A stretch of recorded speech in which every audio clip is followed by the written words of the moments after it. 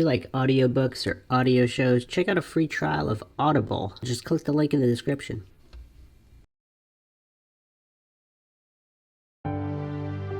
Welcome to Mindshock True Crime.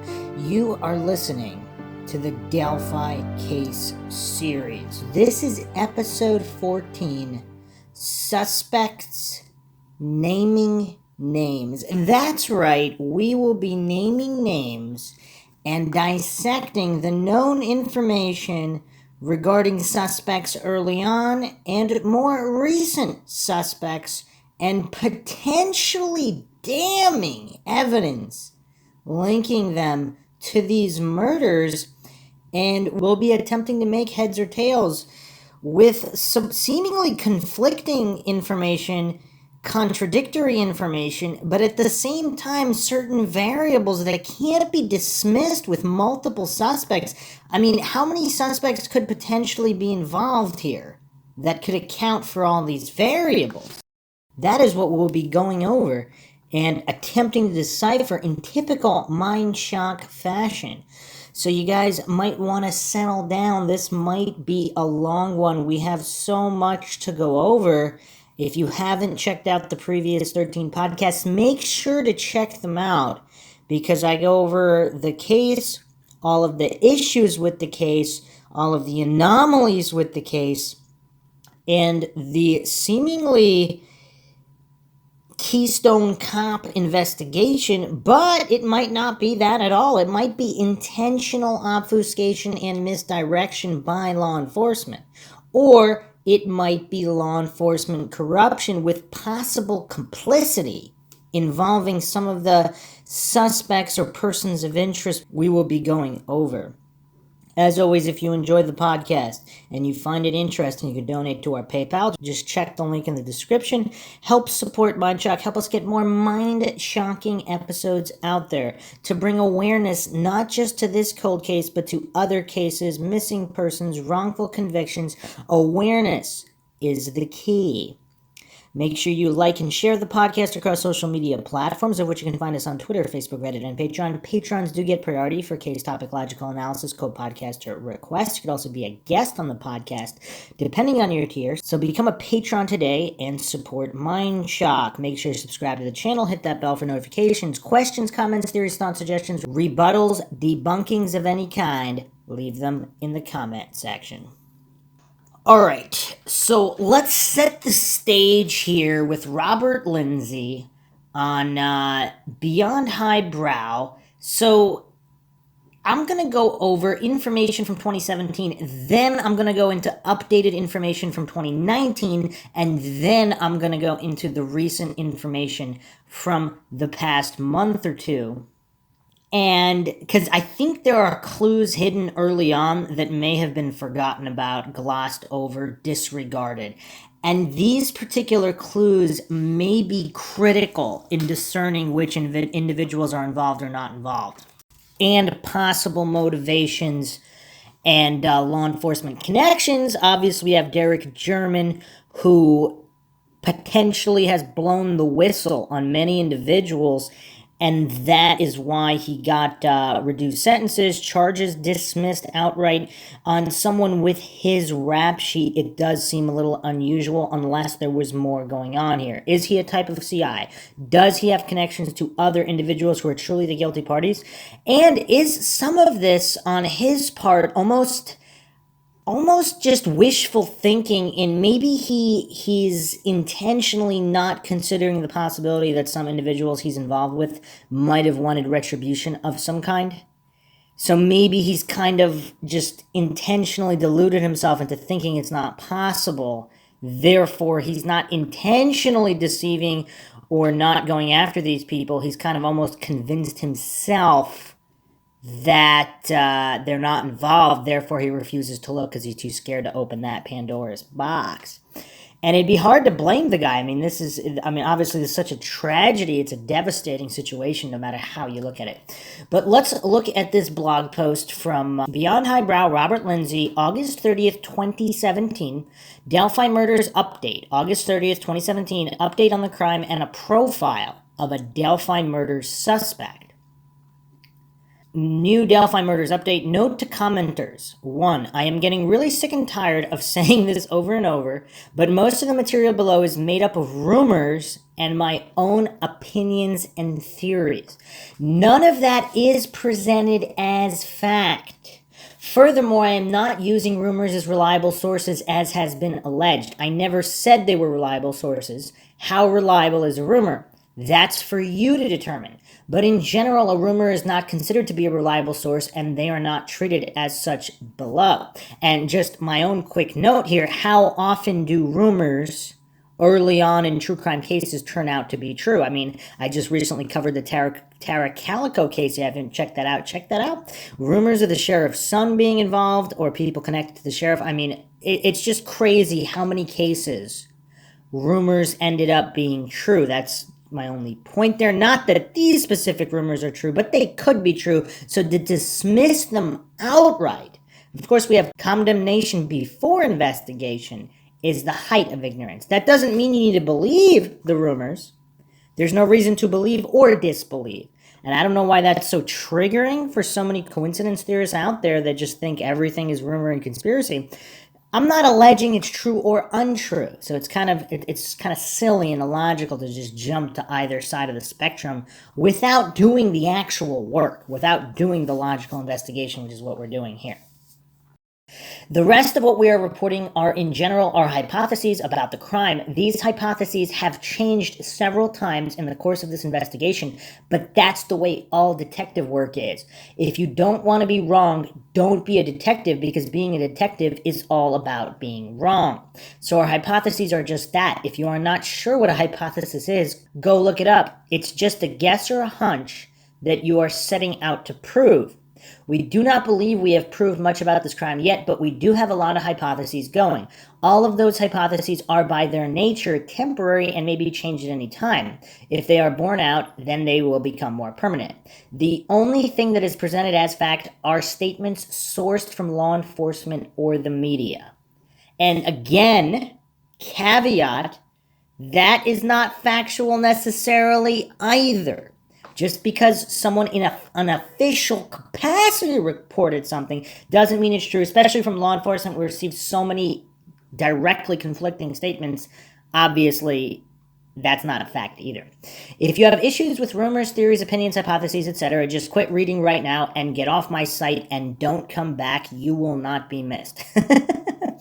Note to commenters too. I thought I made this one thing perfectly clear. As Richard Nixon used to say, I have no sources whatsoever among the families of the girls. I have no sources whatsoever in law enforcement, local or otherwise. There you go. What I do have is sources close to the families. These people generally live in Delphi and the surrounding region, so that makes my rumors even more hearsay. I'm not even talking to the families. I'm talking to people who talk to the families. Of course, I have no law enforcement sources. I thought I made that clear. Never have. Yes, I have talked to some of them, but of course they didn't tell me a thing. A couple times they told me that a certain person was a person of interest or that a certain person has been cleared with an airtight alibi. And again, another caveat here. Just because law enforcement believes someone has an airtight alibi does not mean they do. Law enforcement are human beings. They are fallible. And if they're taking as airtight the words of another individual, is that really airtight? And what constitutes airtight? Is there security footage of the individual in question for the entirety of the span in which the crime could have occurred, which we don't even really have a time of death, do we? We don't have the coroner's report. We don't have any of this information. So as of right now, there are really very few facts. I suppose they don't mind giving out that information, but other than that, they don't tell me jack. It's hard enough to even get them to call you back. I think if I asked them if my name was Robert Lindsay, they would say, I am sorry, but I cannot comment on matters relating to an ongoing investigation. That's how bad it is. So what do I have? Once again, I have sources who are close to law enforcement. They get their information from law enforcement, then they talk to me. So once again, this is even more hearsay, as I am not even talking to law enforcement, but to the people who are talking to law enforcement. I really wish people would quit claiming I have law enforcement or family sources. I just don't. If you think I have these sources, or if you have any problems at all with my sources, just quit reading my stuff right now and get off my site. You will not be missed. Charming fella this guy is. Note to commenters 3, the lies never end. The latest is Lindsay takes other people's theories and claims they are his own. Of course I don't. This website is nothing but a compendium of rumors from all over the net regarding this crime. I go through the rumors and try to rank them on a scale of weak to strong. I compare them against other rumors to see which one is better. All sorts of theories have been flying around since day one. I report those too. The theories are really just more rumors. I'd say the vast majority of the rumors theories reported here were thought up by other people. I find most of my theories on other sites about this crime. That's how it works, you know. You get theories about the crime from others. Yes, you use your own theories and you use other people's theories. I really do not have the time to go down the list of theories and say where I got them from. I have come up with a few of my own, but even with those, I guess someone else thought of them first. Also, a lot of theories here are also the result of constant brainstorming I do with my fellow sleuths. If you think I steal other people's ideas, a laughable concept on its own, or have problems with me reporting rumors, get off the site right now. You will not be missed. Okay. So, all of the really hot discussion and sleuthing on the site has headed over to the private, password-protected forum where our team of 200 web sleuths has been working on this case and has assembled a huge case against our suspect, including videos and many photographs. This is a profile of a man who we feel is the best suspect in the double murders of Abigail Williams and Liberty German in Delphi, Indiana on February 13, 2017. It also contains some new evidence on the crime and a new rundown of the crime itself. New information. But first of all, we have some new important information on a vehicle of interest in the crime. More on the vehicle of interest in the case. In the last report, we detailed the vehicle we believe is the vehicle of interest in this case. The photo below is a photo of this VOI. This vehicle is a late model, white Dodge Dart with paper plates. It was seen 7 miles south of Delphi. On the morning of this crime, we are not sure who the man in the photo is, but we feel he may be the man on the bridge. The woman who lived here thought this vehicle was suspicious, so she wrote down the license plate. We believe this license number with the paper plates was either stolen or given to this man in Kokomo. We traced the license plate back to Kokomo, but we could not get any further information. Previously, we thought this man rented this car.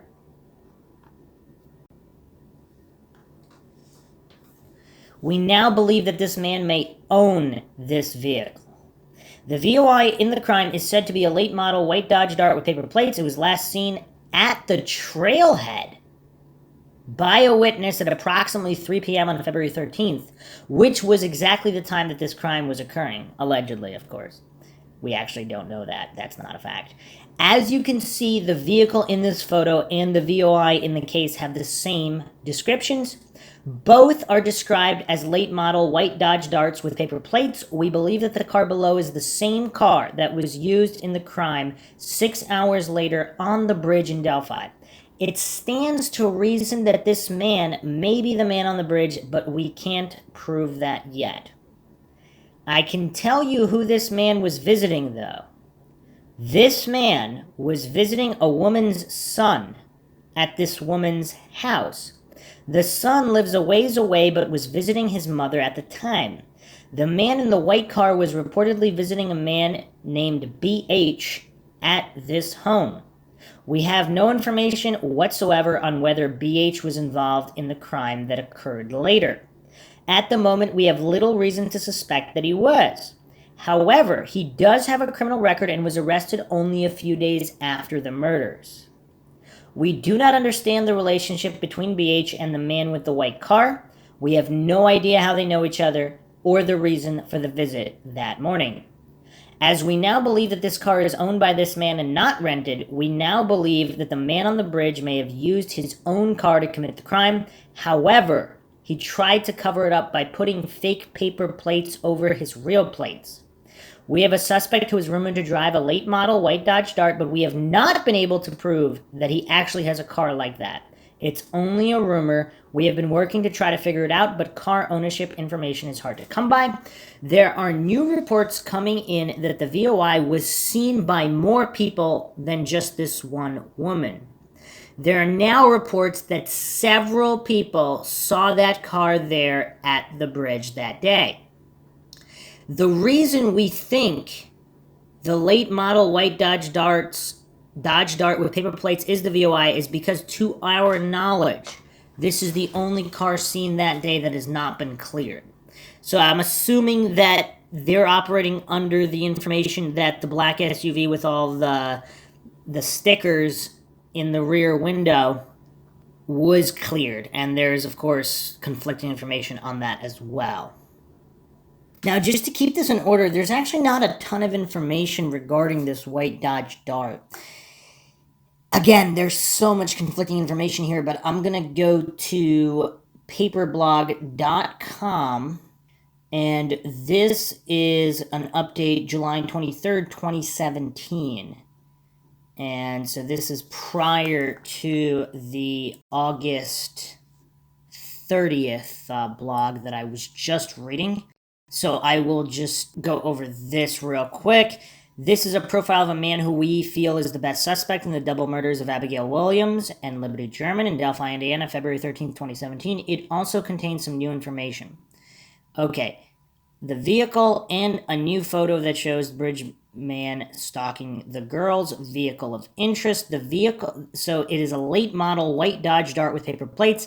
This vehicle was spotted by a witness at the north end of the bridge at 3 p.m. on the day of the murders. To our knowledge, this is the only vehicle at the bridge that was not cleared. So we assume it was the bridge man's car. We believe the car was a rental car and the paper plates were stolen. And again, in the update, they now believe it was his car. This same vehicle was also spotted 7 miles south of Delphi at 7 a.m. on the morning of the murders at a woman's home. The suspect was visiting a young man at the woman's home. The woman thought that the suspect looked suspicious, so she photographed him and wrote down his license number. So this is interesting. So again, this is before the crime. So a woman just thinks this guy's suspicious, so she photographed him and took down his license number. We have that license number, and we have several photographs of this vehicle with the suspect standing next to the trunk. So he's that suspicious that this woman photographed him.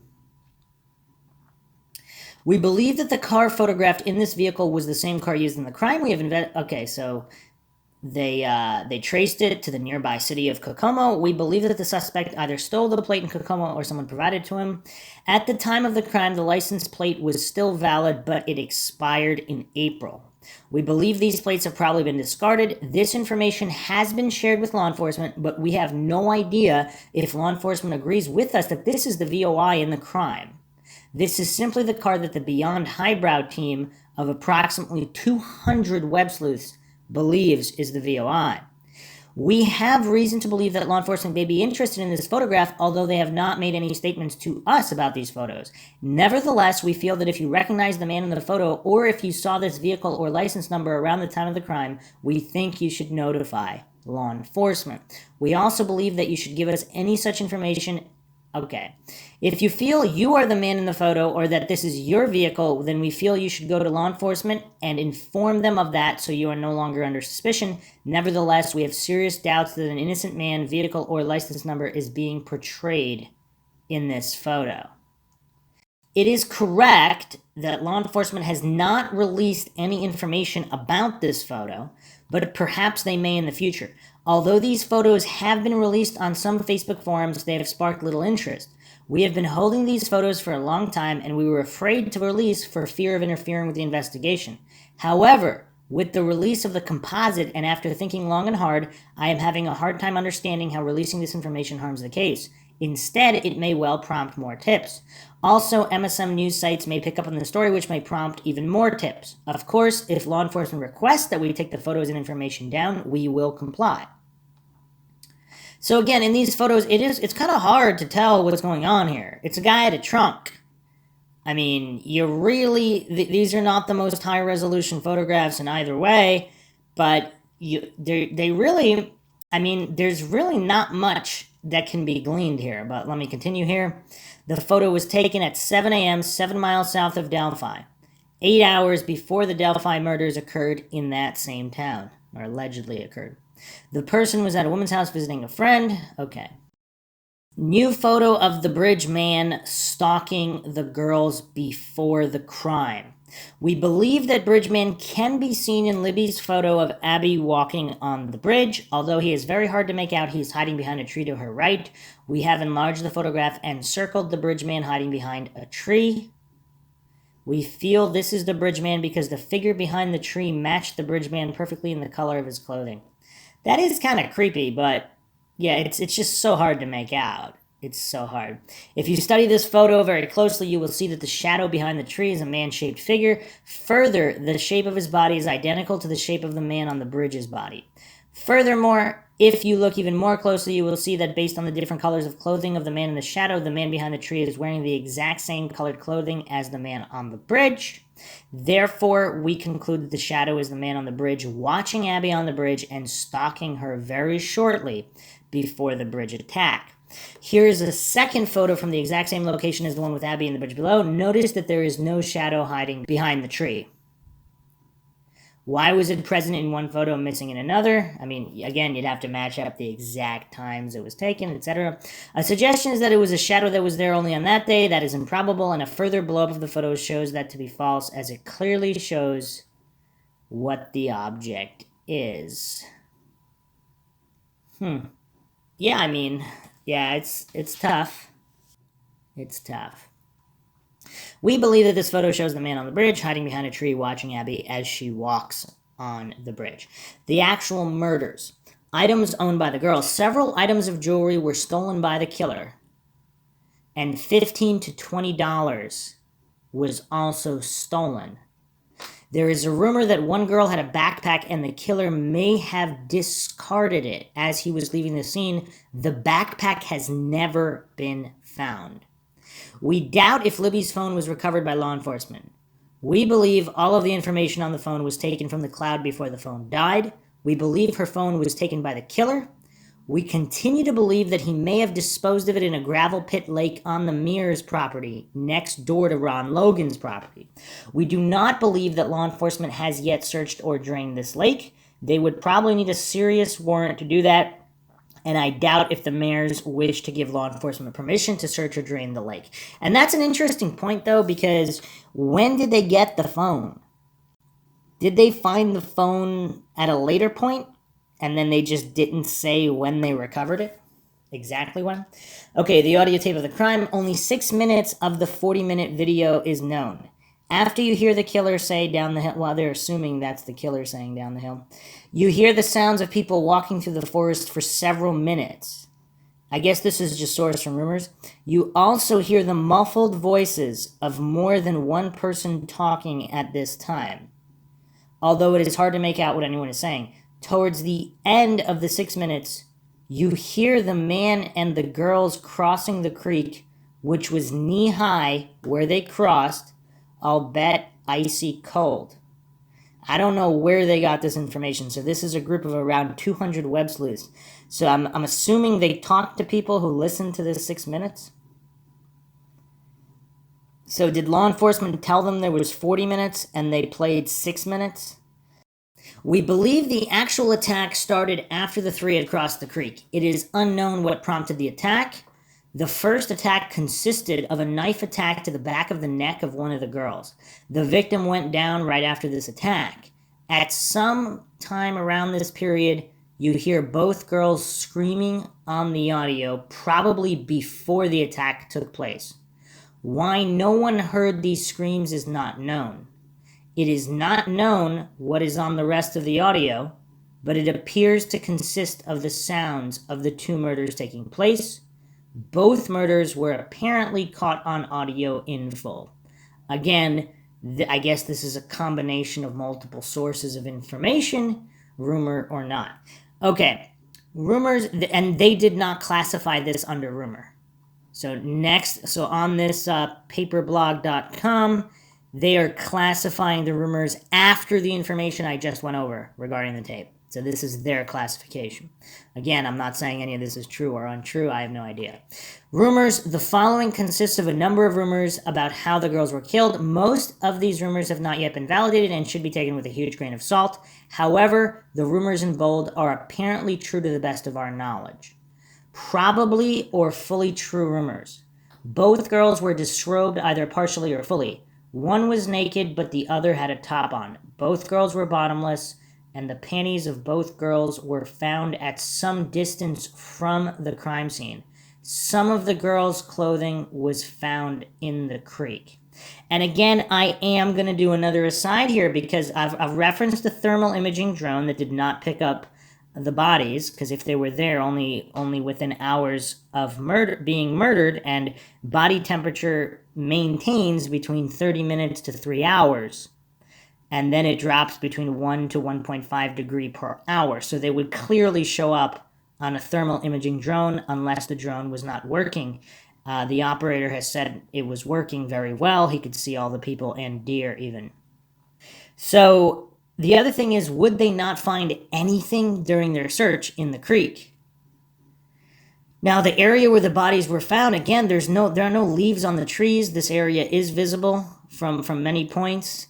The person who allegedly found the bodies found them from the creek. So they were magically not there until the next morning. Again, I don't know. This information is unknown. I am not alleging something is true or untrue. It's just very curious how nothing seems to add up logically. So the clothing was found in a spot that was previously searched.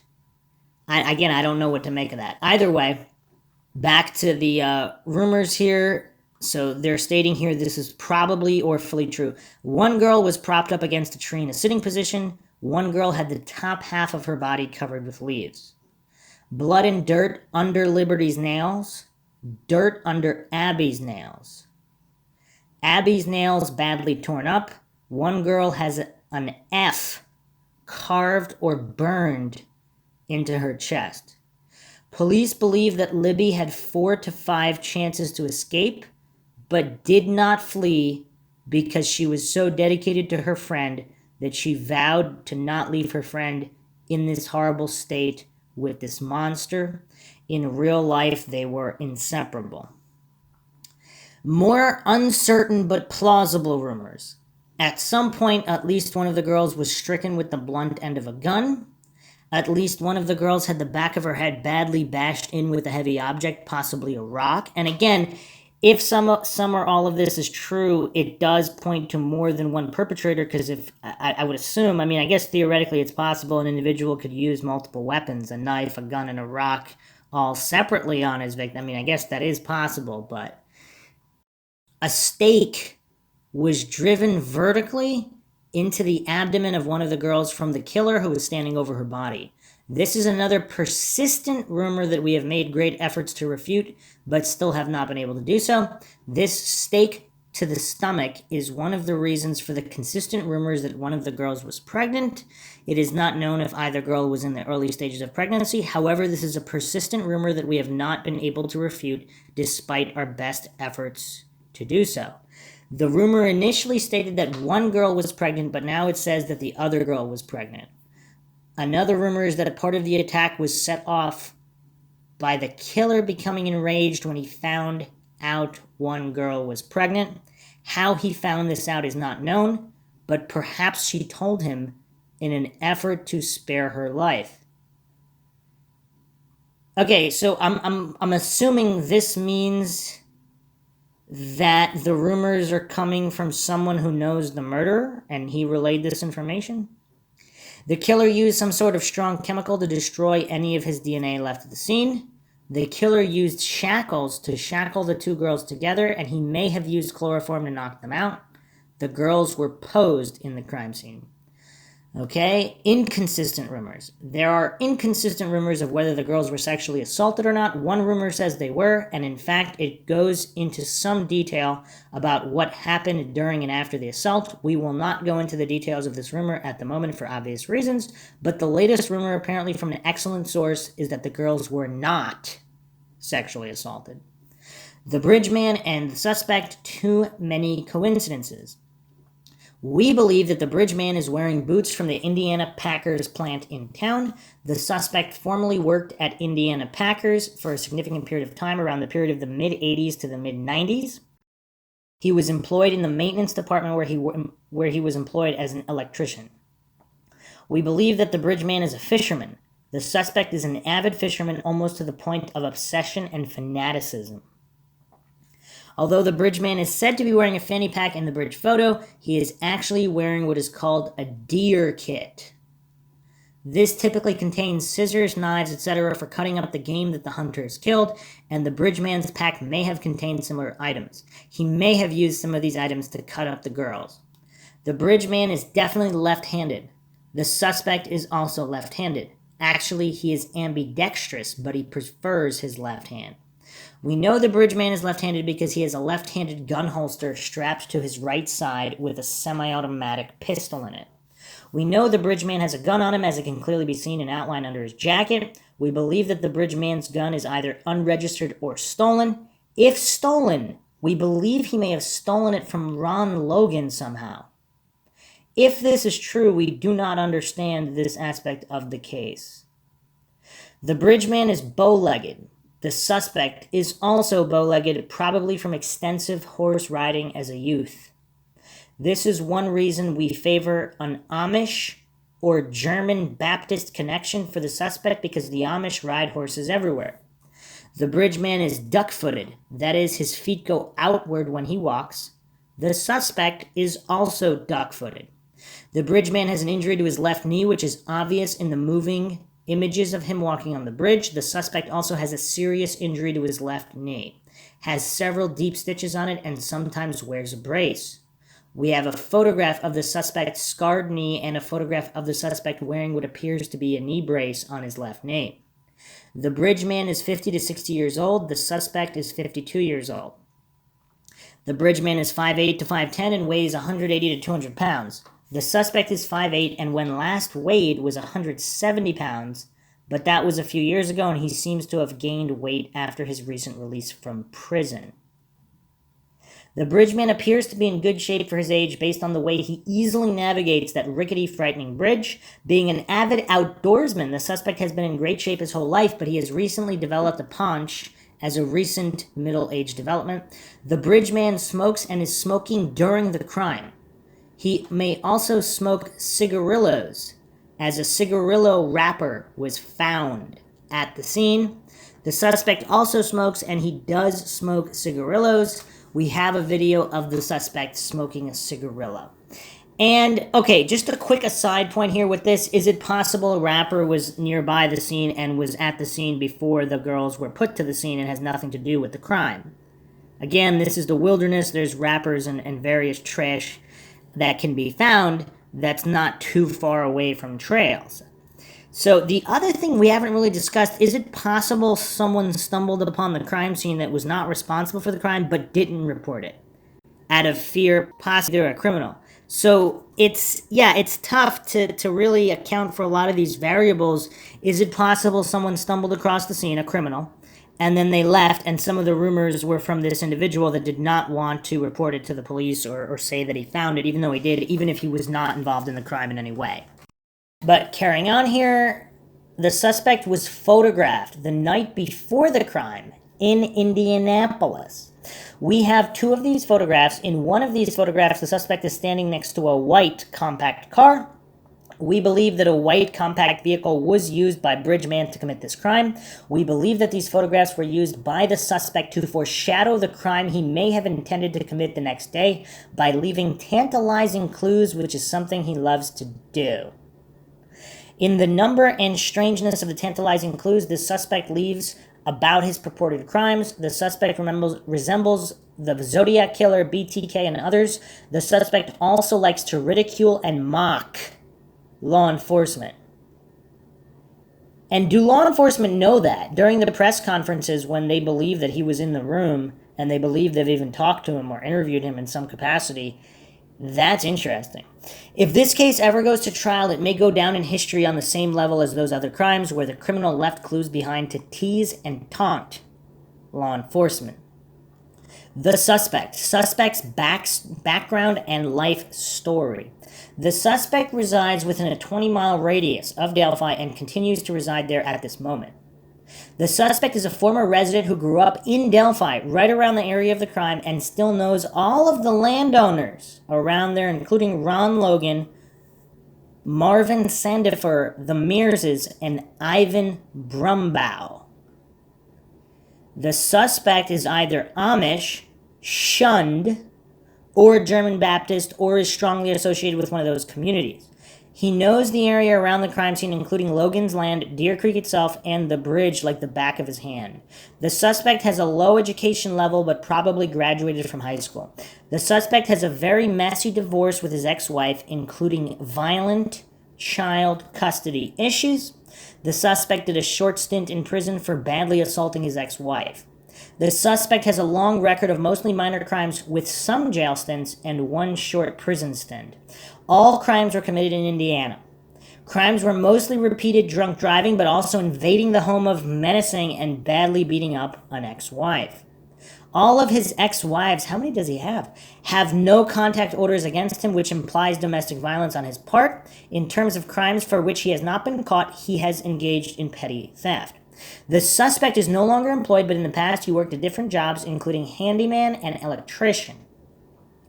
Social aspects. The suspect has strong, warm feelings towards his 2 grown children and seems to have a great relationship with them.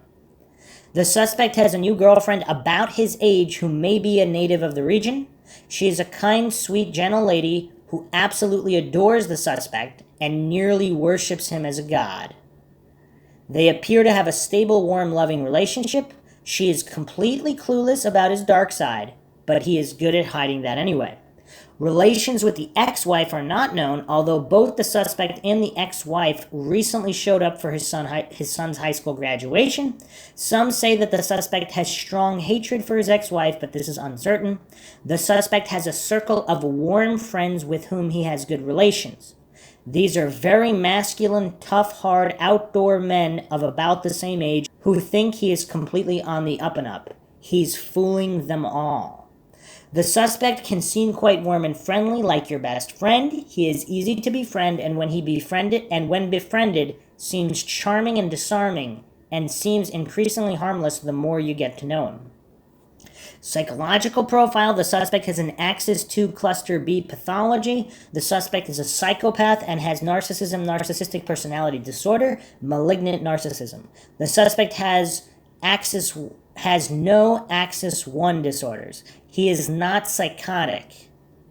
In fact, he is very sane, almost too sane, and that is part of how he gets away with his purported crimes. There are no signs of mood disorder. The suspect appears calm with little or no anxiety issues. The suspect is strongly heterosexual, although rage and hatred towards females seems apparent with the crime the suspect may have committed. These feelings are otherwise not obvious in his life. The suspect sometimes displays hostility to women. A lot of men do this when provoked, but he does it with little provocation, and his reactions are quite extreme, often including vague rape and death threats. The suspect is very masculine in the manner of many middle-aged men in the area. He is a hard ass, a tough guy who uses foul language and has a rough and sometimes menacing way of speaking. The suspect seems normal, but the following adjectives also describe him well. Sneaky, devious, unreadable, slick, bad boy, naughty, playful, outlaw, gleam in his eye, and rebellious. He appears to be hiding something or keeping some sort of secret. There is a general feeling of what you see is not what you get. He is a chameleon in a few different ways. He is an enigma, puzzling and very hard to figure out. An actor who sees life as a series of roles. He does not appear suspicious at all to most observers. Instead, he hides in plain sight and blends right in with society. He is very capable of fooling people, an Academy Award actor who sees life as an endless series of roles to be played based on whatever the needs of the given situation may be. The suspect is capable of fooling people so easily because he is a sneaky, devious, underhanded, conspiring, and plotting man. Most of his actions are well plotted and planned, even calculated to the point of being choreographed. The suspect displays little spontaneity other than regular rages. His IQ is surely within 84 to 116 normal range, 2/3 of the population, and probably within the 90 to 110 range, half the population, though he may be towards the lower end. However, the suspect is much more intelligent than he appears and possesses a sheer animal, devious, and utterly cunning intelligence. In terms of this sort of intelligence, he has a genius IQ. He is a very hard man to fool, and he is an expert at reading others. The suspect has a violent hair-trigger temper which can be set off at any time with little provocation. Although he has committed acts of serious violence in the past, this temper nevertheless generally takes a verbal rather than physical form and consists of menace, threats, stalking, harassment, terrorizing, and intimidation. The suspect takes little or no responsibility for his actions and blames others for everything. He attacks others and then claims to be acting in self-defense. The suspect is a pathological liar. Truth is mixed in with lies and fabrications to the point where he believes his own lies and even gets caught in them. Reactions when caught in his pathological lying are temper tantrums, rage, ranting, and veiled threats via angry and menacing language. In his court cases, the suspect engaged in shameless pathological defensive lying and blaming of others. The suspect has the following life themes: you can't win, they've got it in for me, life is a game, I'm fooling them. Suspect verbal style. The suspect has a versatile verbal style and can seem sentimental, poetic, moving, and even philosophical. He is capable of fooling people into thinking he is a person who cares deeply about life's small and kind wonders. Verbal defenses are denial, rage, rants, and especially redirection. Other defenses include an excellent ability at distracting people and directing attention away from what is important. For this, he utilizes red herrings, irrelevancies, redirection, minor details, fussing, wrong turns, wrong directions, wrong way streets, red herrings, and misdirection. He also uses countless aliases and even steals identities to make new aliases. The suspect is also a storyteller and likes to tell long, rambling, colorful Mark Twain-style stories that tell it like it is about what seem to be ordinary people in ordinary communities, but in fact are anything but that. He can be quite entertaining in this role. He turns off some who find him a quasi-literate blowhard, but others find him quite entertaining as his stories could be seen as charming. The motivation for this crime is hard to figure out, but we suspect it may be similar to many serial killers. Although there is no evidence yet that Bridgman has killed other people, he certainly may have. Hence, we believe he is a serial killer type instead of a serial killer. In that case, the motivation for the crime is of a sexually sadistic, psychopathic serial type. Appearance, lifestyle, habits, beliefs, opinions. The suspect has one large tattoo on his upper right front shoulder. We do not know what this is a tattoo of.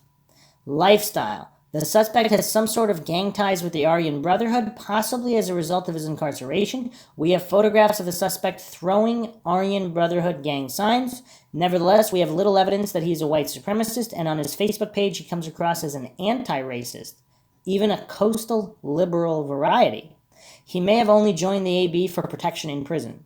The suspect appears to be a carefree, practical joker who lives a playful, laid-back, easygoing lifestyle where most things are jokes and little is to be taken seriously, life of the party.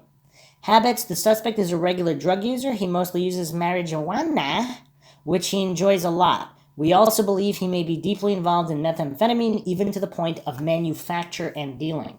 The suspect was formerly a very heavy drinker, and many problems, especially legal ones, resulted from this. We believe he may no longer drink. Beliefs and opinions. The suspect's philosophical outlook can be summed up as a cynical one that humans are lousy animals driven by low base interests and who are corrupt at their core. He accuses law enforcement and small-town government people in the Midwest as corrupt. He paints of tobacco road sleeves in the underbelly of Mayberry RFD small-town white America, is offended, cynical, fatalistic, and somewhat disgusted, the good citizen outraged by sleazy, omnipresent corruption. The suspect has a very low opinion of law enforcement in Delphi and the surrounding area, as he claims that they ran him out of town as a criminal pest and chronic drunk driving offender. He has a grudge against local law enforcement. The suspect's political beliefs are quite liberal. He comes across as a sort of aging hippie type, unusual for Indiana. Suspect role in the investigation. The suspect has inserted himself deeply in the investigation to an almost unprecedented degree. He is now one of the most well-known people who are trying to find the killer. In part, this is being done to try to divert attention away from himself, but another factor seems to be narcissism, possibly even malignant narcissism, which means he can't help himself.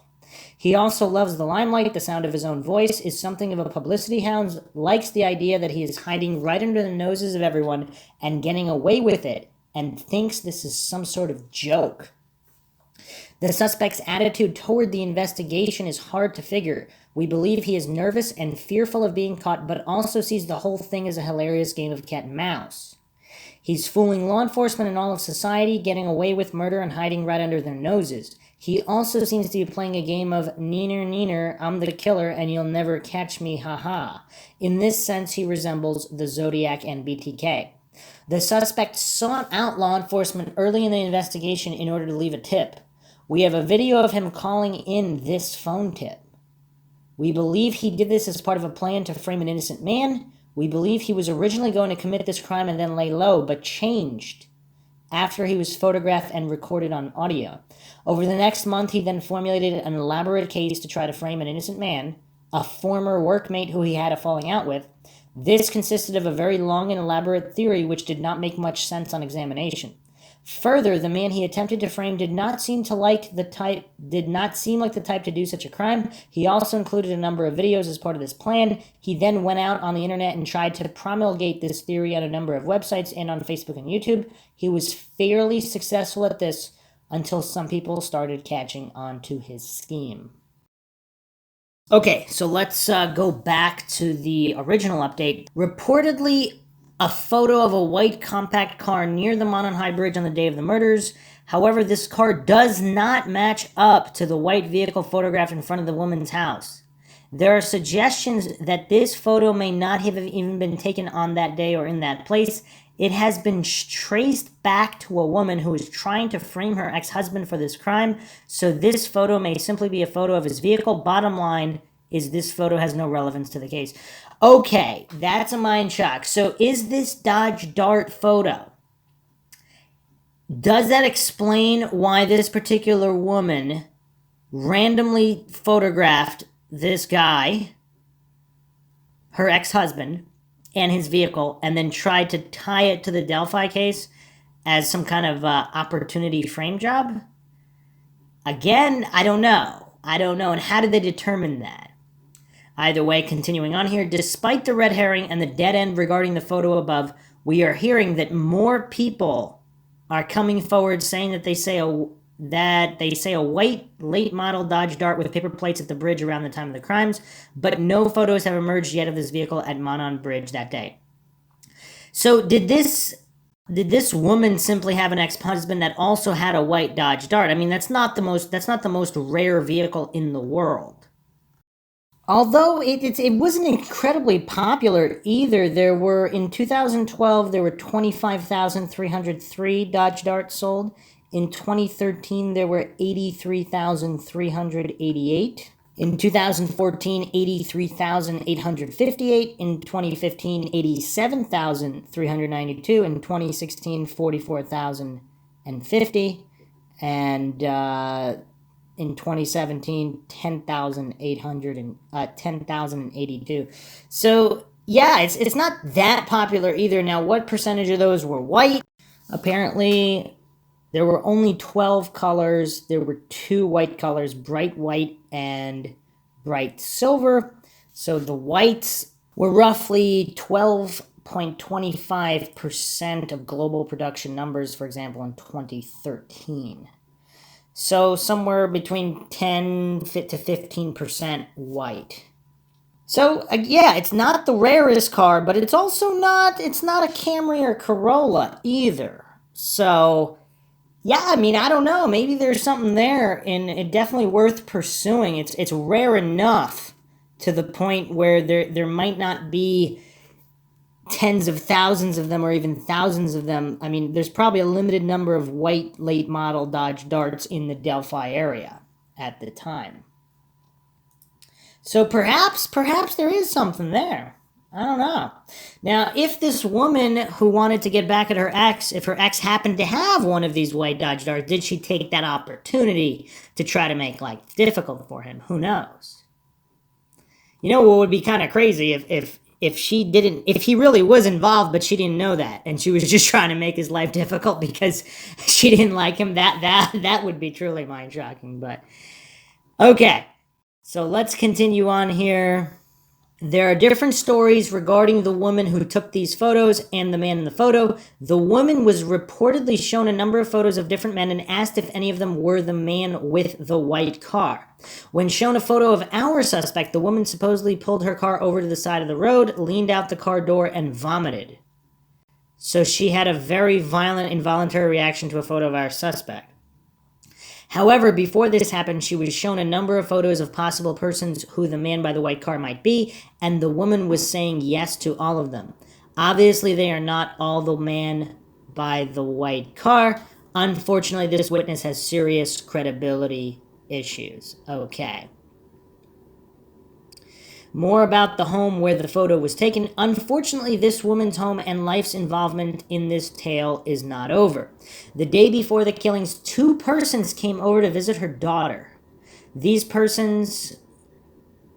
Okay, the 2 picked her up and took off to go to the woods by the bridge, supposedly to cook up methamphetamine. Okay. Alright, so if this is all true, is the coincidence stack kind of crazy?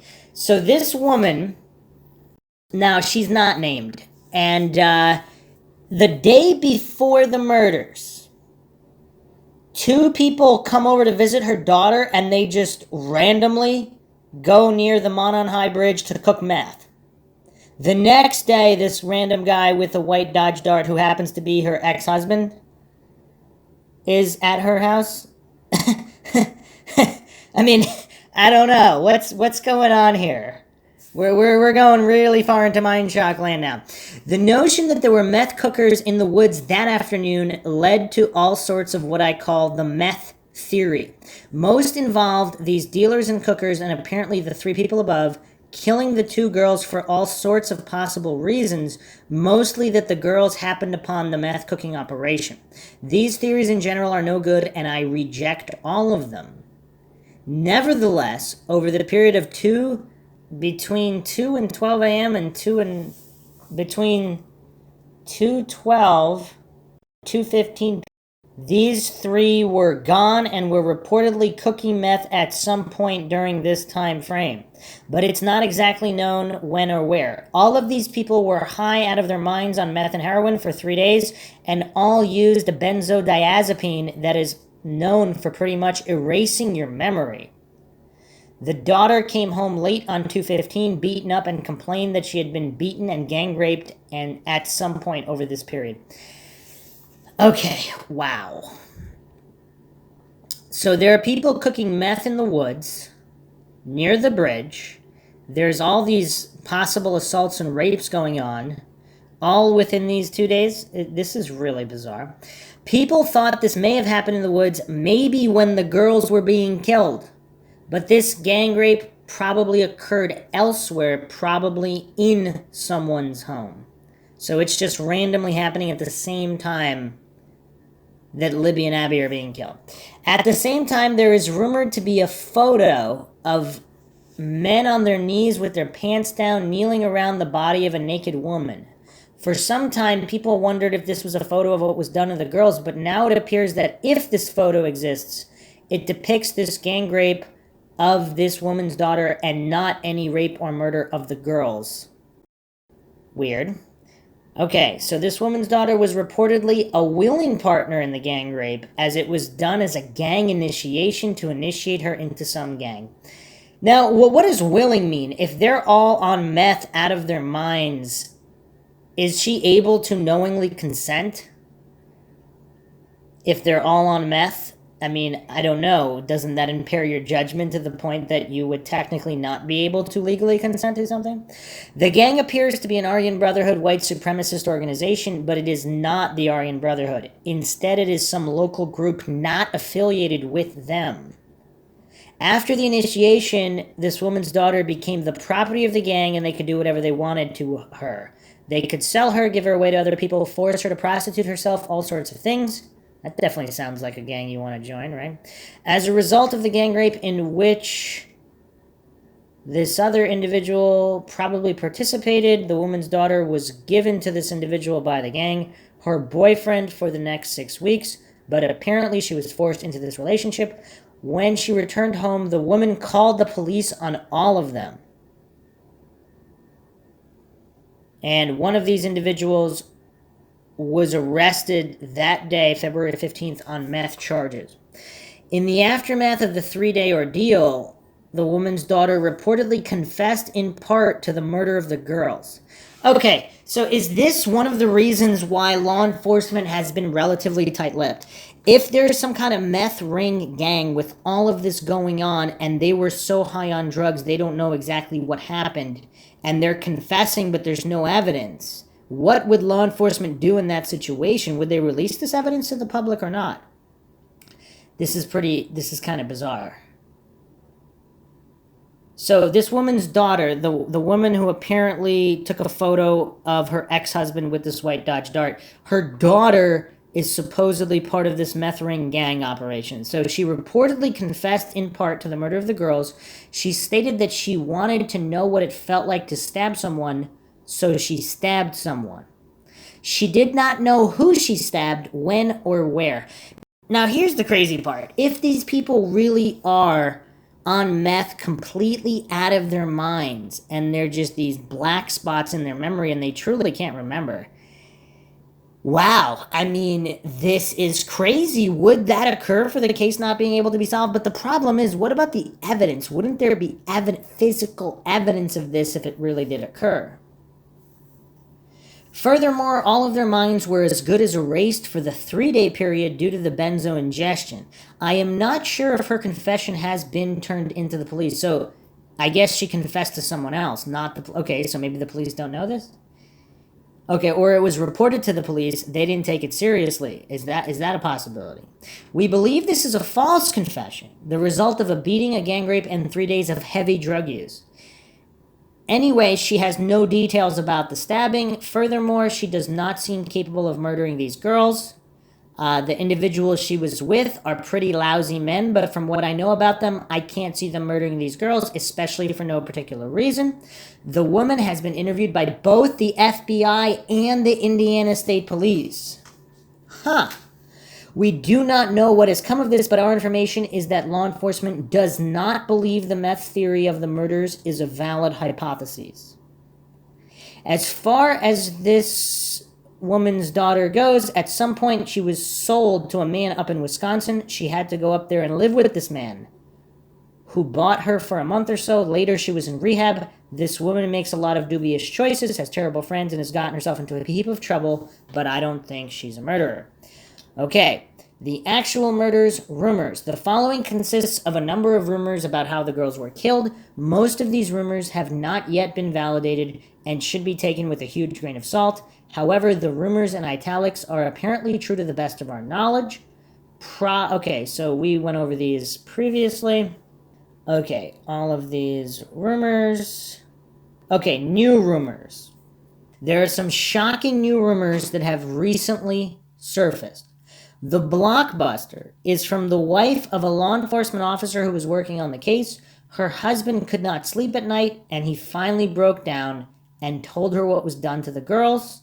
The law enforcement officer reported that branches or bundles of sticks had been shoved into the girls' genitals. Furthermore, the girls had numerous stab wounds and branches or stick bundles were shoved into these too. There had been a long-standing rumors that one of the girls had a stake rammed into her from above. We have been attacked viciously for reporting this. We may have tried very hard to negate that rumor, but we have never been able to do so. Now with this new rumor, it seems finally that there was something to the stake rumor all along. Another is the involvement of a large knife with a gut hook in this crime. After the crime happened, law enforcement were asking around at local hardware stores if anyone had bought a large knife with a gut hook recently. They asked this at the CVS near the bridge. There are two possibilities here. One is that a knife like this was used on the girls, and law enforcement were able to determine this by looking at the nature of the wounds. The other possibility is that the killer used this knife in the crime and then left it at the scene for whatever reason. At the moment, we favor the theory that the knife was left at the scene by the killer, but there's no hard evidence one way or the other. We also have new information about the witnesses who saw the bridge man in the area that day who were used to draw the composite.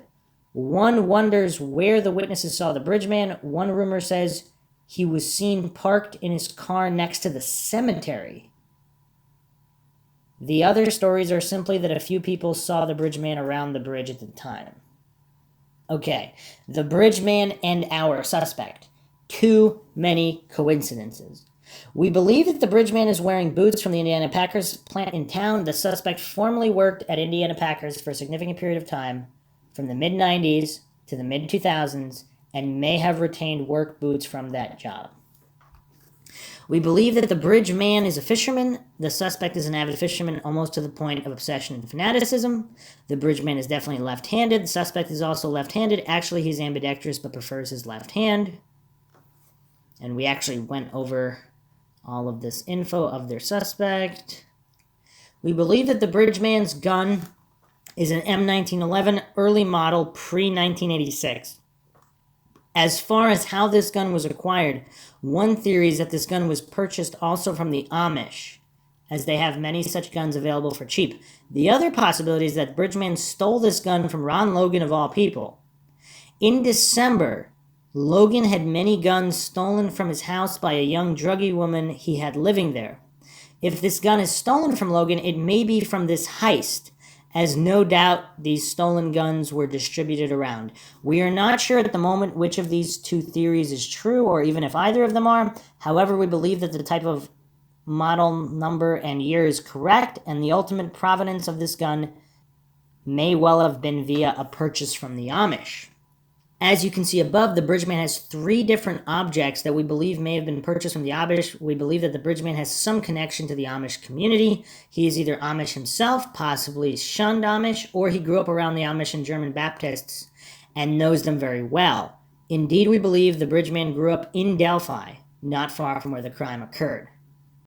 Next, we move on to another object in the Bridgman's possession that has caused a lot of puzzlement. No one quite knows what this object is. We had a few hypotheses of what it was, but they did not test out well. We believe we have now settled on an excellent theory of what this object is. See the photo above and also the longer distance photo of the Bridgman above to see the object for yourself.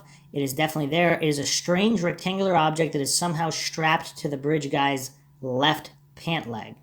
When we blew up this photo, at first all we saw was a strange W object. We had no idea what it was. One of our sleuths asked at work, and a woman at work said she thought it was something called a net fishing bag that fishermen sometimes use. She had one herself, but we still needed to explain the rectangular object that the net fishing bag did not explain it well. Upon rotating the object, we were able to see it better. Now we could see a bag-shaped object. The net fishing bag enclosing the rectangular object. But what was the rectangular object? Via this view, we decided that the rectangular object was a knife-carrying kit with knives in it. We counted 3 knives in the kit based on the shape. We felt that they were fishing fillet knives. So the rectangular object is a net fishing bag with a knife-carrying kit inside with 3 fishing fillet knives. The photo below shows some of the type of knives that may be inside this knife kit. If this theory of the object is valid, more things become clear. The Bridgman may very well be a fisherman. After all, he has a fishing kit on him. He may also be a hunter based on the deer kit. On the other hand, deer kits like that are sometimes also called a fisherman's kit. We believe another key to the crime is fishing, fish, and fisherman. Next, we'll move on to the Bridgman's boots. First of all, we believe he is wearing boots and not sneakers or tennis shoes. The boots are black. Notice the white stripe going all around the boots. Now look closely at the boots below. Several days after the crime, law enforcement released this photo of these boots in an evidence bag. Then they said that the boots had nothing to do with the crime, but law enforcement always says things like that. A couple of days before, Indiana State Police had raided Indiana Packers.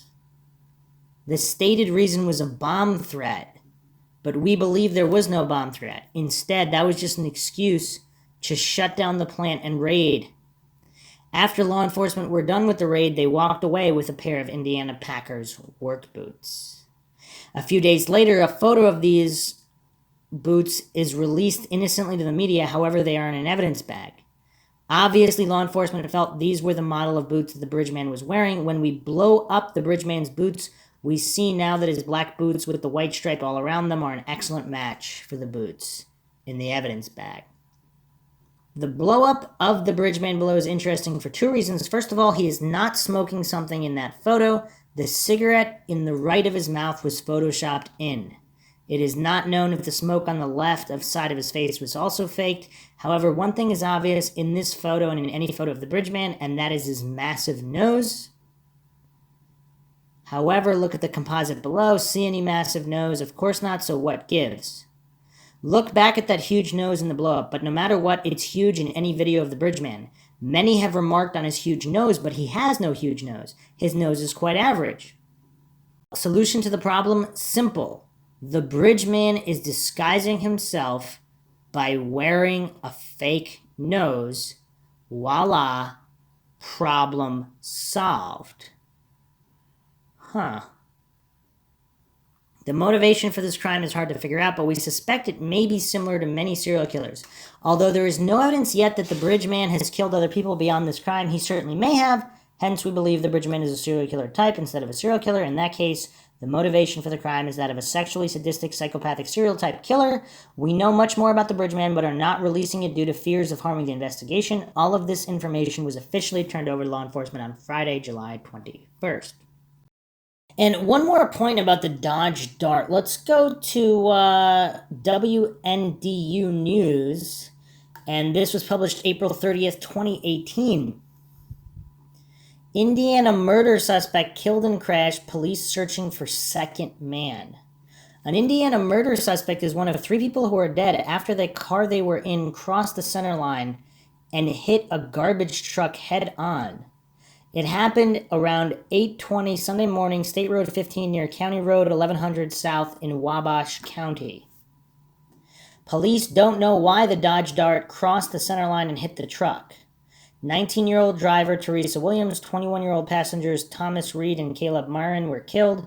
Myron is a suspect in a murder last week in LaFontaine, Indiana. Jordan Richards, 22, was shot and killed in his home on Wednesday. One of the guns stolen from his home was found in the Dodge after the crash. Now police say the other murder suspect is still on the loose. Corey Kelch, 22, is considered armed and dangerous. He is 5'8", weighs approximately 125 pounds, brown hair, brown eyes. If you see him, call the police. And it doesn't say whether this was a white Dodge Dart or not, but it's just curious. Again, we went over the production numbers. This is not like a random Toyota. I mean, this Dodge Dart is not one of the most popular vehicles. If this one was white, is it possible it's connected to the other Dodge Dart in the Delphi case? And again, some people are alleging it might be a red herring. But again, we really don't know. Okay, so continuing to Robert Lindsay's newest posts here. This is April 13th, 2021. So a little over a month ago, stunning rumors about the murders and related matters now officially proven. And this is, of course, if you take his word on things. And if I didn't do the disclaimer earlier, I mean, this guy clearly has some psychotic tendencies. I do not recommend reading most of his other blog. It is just, it's really bizarre. Really, really bizarre. But, what's strange is some of what he's writing here about Delphi is corroborated in other places, a very small portion, but still. So if he really does have this law enforcement source, again, his law enforcement source might be giving him information that the source believes to be true, even if it's not. We have to keep that in mind. So he also rants endlessly about how he is perceived by others. I mean, clear issues here. Mental issues, but people should listen to me, which they never do. I mean, again, it's crazy, but he is, these are his comments on even his own suspect, Mr. X. Okay, finally, after 4 years acquisition of good law enforcement sources, it turns out that we have acquired a sleuth who is a former detective. He's bored and has nothing to do, so we recruited him to sleuth for us. He is happy to do so. He has connections with current law enforcement officers in Indiana. We are not sure if we should say where, but they are not in the town of Delphi or in Carroll County. Yes, insane, discredited liars like us have former detectives as part of our team. And again, we really don't know if Robert Lindsay's story about his 200 plus members of just this private sleuthing is even correct. But out of all the individuals out there, it's not hard to believe that approximately 200 individuals. I mean, there's Facebook groups with more than that, people that are kind of sleuthing, so to speak. So again, I don't know which way this would more likely be. We sent him off to dig into Mr. X. He went away for a bit and came back a while later with proof from law enforcement that some of the things we have been reporting as rumors here are absolute fact. We do not believe his Indiana law enforcement connection are working on the case that we are aware of. Instead, they are law enforcement street officers, but they have learned a number of things via the law enforcement grapevine. We would like to point out that we have finally some very good sources. You can't do better than law enforcement, and have acquired case documents we have been looking for 4 years. Many more of the things we say in our articles are going to be shown to be true because our sources have gotten so much better. Hence, the speculations and rumors will rest on a more solid and factual basis. As time goes by, we get more and more correct on here as we start filling in the blanks of the jigsaw puzzle. We have worked closely with law enforcement in the past. A few years ago, an Indiana State Police detective contacted us and asked for everything we had on a suspect they were looking into. We went down the rabbit hole about this man for 2 to 3 years, but we finally decided while he's an awful person, he didn't kill those girls.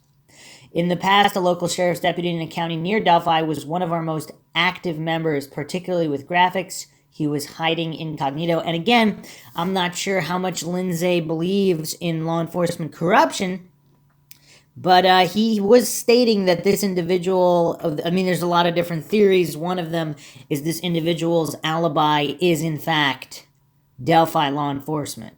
And that other Delphi law enforcement are skeptical of this particular law enforcement officer that provided the alibi for the individual in question.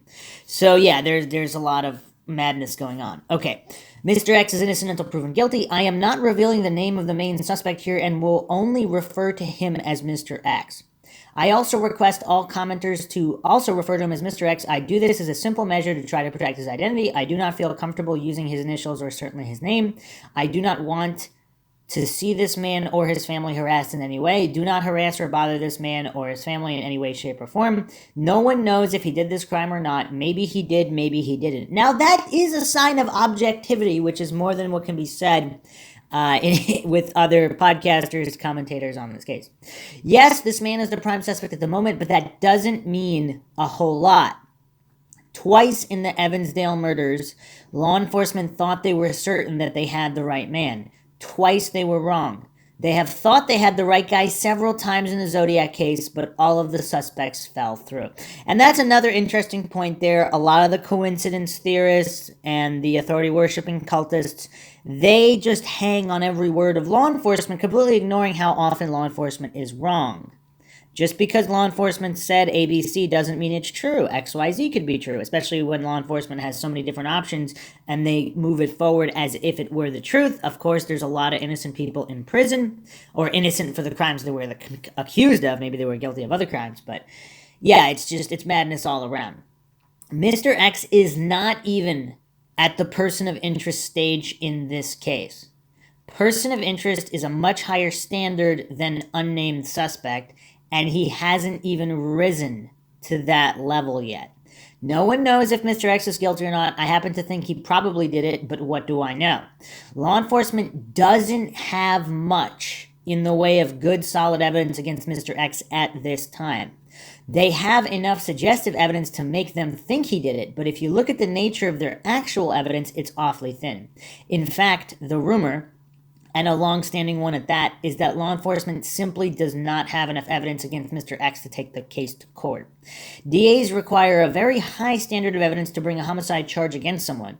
If the DA does not think he has enough evidence in a homicide case to win in court, they won't take it to trial. At this point, they don't even have enough for an arrest. Say, for instance, law enforcement arrested Mr. X and charged him with the double homicides of these two girls. If they tried to take it to court, I am almost certain that the judge would throw it out before it even got to the trial stage.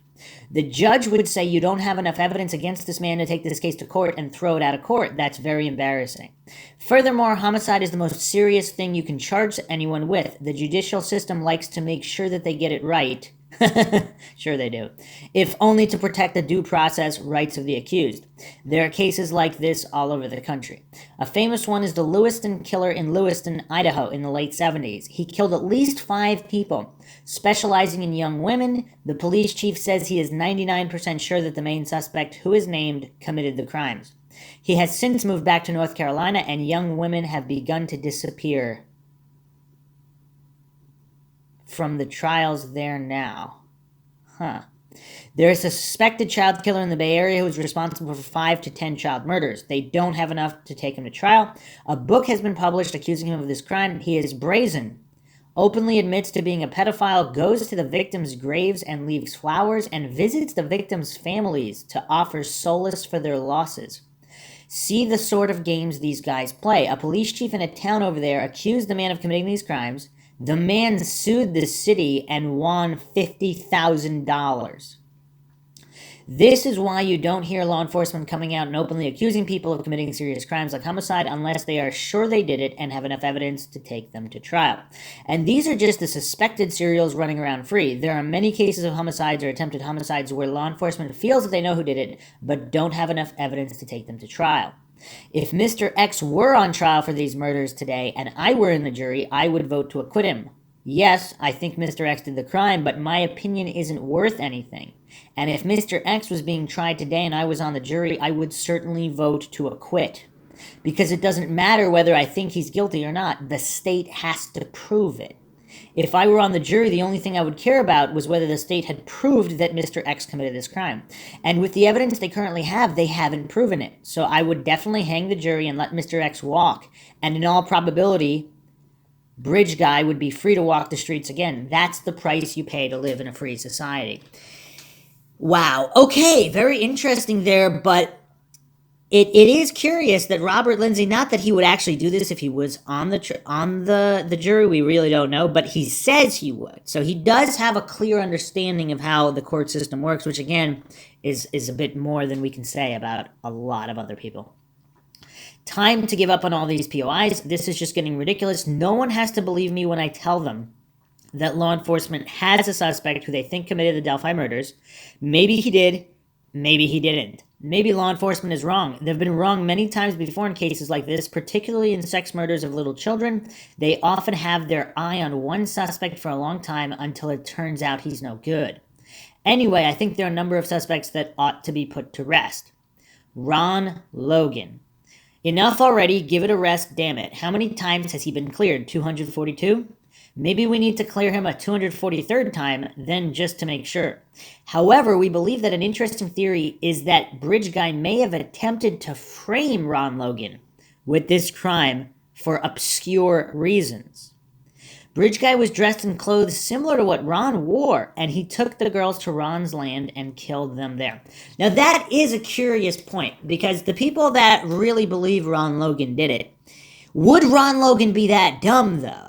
Because to wear those clothes, to kill him on his property, it does seem like it makes more sense that someone would be trying to frame him than him being the perpetrator.